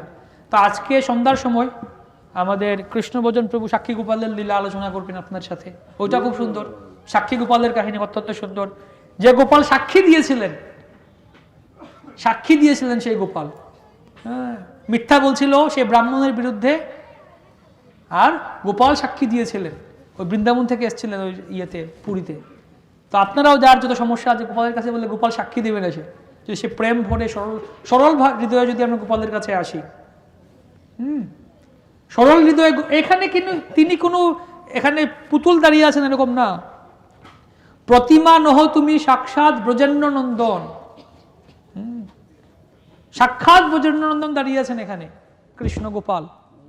তো সেজন্য আমরা যদি সেরকম, ভগবান গীতায় বলেছেন যে যথা মাম প্রপদ্যন্তে তাম স্ততৈব ভজাম্যহম, যে যেরকম ভাব নিয়ে আসবে ভগবান তার সাথে সেরকম ভাবে আদান প্রদান করবেন। যদি আমরা মনে করি ও কাঠের পুতুল বসে আছেন, ঠিক আছে, ইনি কাঠের পুতুল হয়ে বসে থাকবেন। যদি আমরা মনে করি ইনি স্বয়ং ভগবান এখানে আছেন, তাহলে তিনিও আমাদের সাথে সেরকম আদান প্রদান করবেন। তো এখন আপনাদের উপর, আপনারা কি ভাব নিয়ে আসবেন গোপালের কাছে। যে যেরকম ভাব নিয়ে আসবেন সে সেরকম ভাবে গোপালের থেকে প্রত্যুত্তর পাবেন, উত্তর পাবেন। ইনি স্বয়ং ভগবান দাঁড়িয়ে আছেন এখানে। তাই আপনারা সকলে মহাভাগ্যবান, আপনাদের চরণ কমলে আমাদের সকলের বিনম্র প্রণাম। আপনারা এত ভাগ্যবান, আপনারা এমন স্থানে আছেন, গোপালের গ্রামবাসী আপনারা, গোপালের এলাকাবাসী, গোপালের প্রতিবেশী আপনারা, হ্যাঁ, গোপালের নিজজন। তো আপনারাও সেরকম প্রীতি সহকারে গোপালের সেবা করুন, গোপালও আপনাদের সাথে অবশ্যই আদান প্রদান করবেন। হ্যাঁ, অত্যন্ত মহিমান্বিত স্থান। তো যাই হোক, হ্যাঁ, তো আজকে আমরা আরতি হবে, কীর্তন হবে, আর সন্ধ্যার সময় আবার আমাদের প্রভু সাক্ষী গোপালের লীলা আলোচনা করবেন। যারা আশেপাশে আছেন বা যারা থাকতে পারবেন থাকুন, সন্ধ্যার সময় আবার সাক্ষী গোপালের কথা আলোচনা হবে। সন্ধ্যা আরতি হবে, ভজন হবে, কীর্তন হবে, সাক্ষী গোপালের কথা হবে। হরে কৃষ্ণ কৃষ্ণ কৃষ্ণ হরে হরে, হরে हरे राम राम राम हरे हरे, हरे कृष्णा कृष्णा कृष्णा हरे हरे, हरे राम राम राम हरे हरे, हरे कृष्णा कृष्णा कृष्णा हरे हरे, हरे राम राम हरे हरे। श्री हरि नाम संकीर्तन की, श्री गोपाल जी की, राधा माधव की, ताई गौर प्रेमानंदे।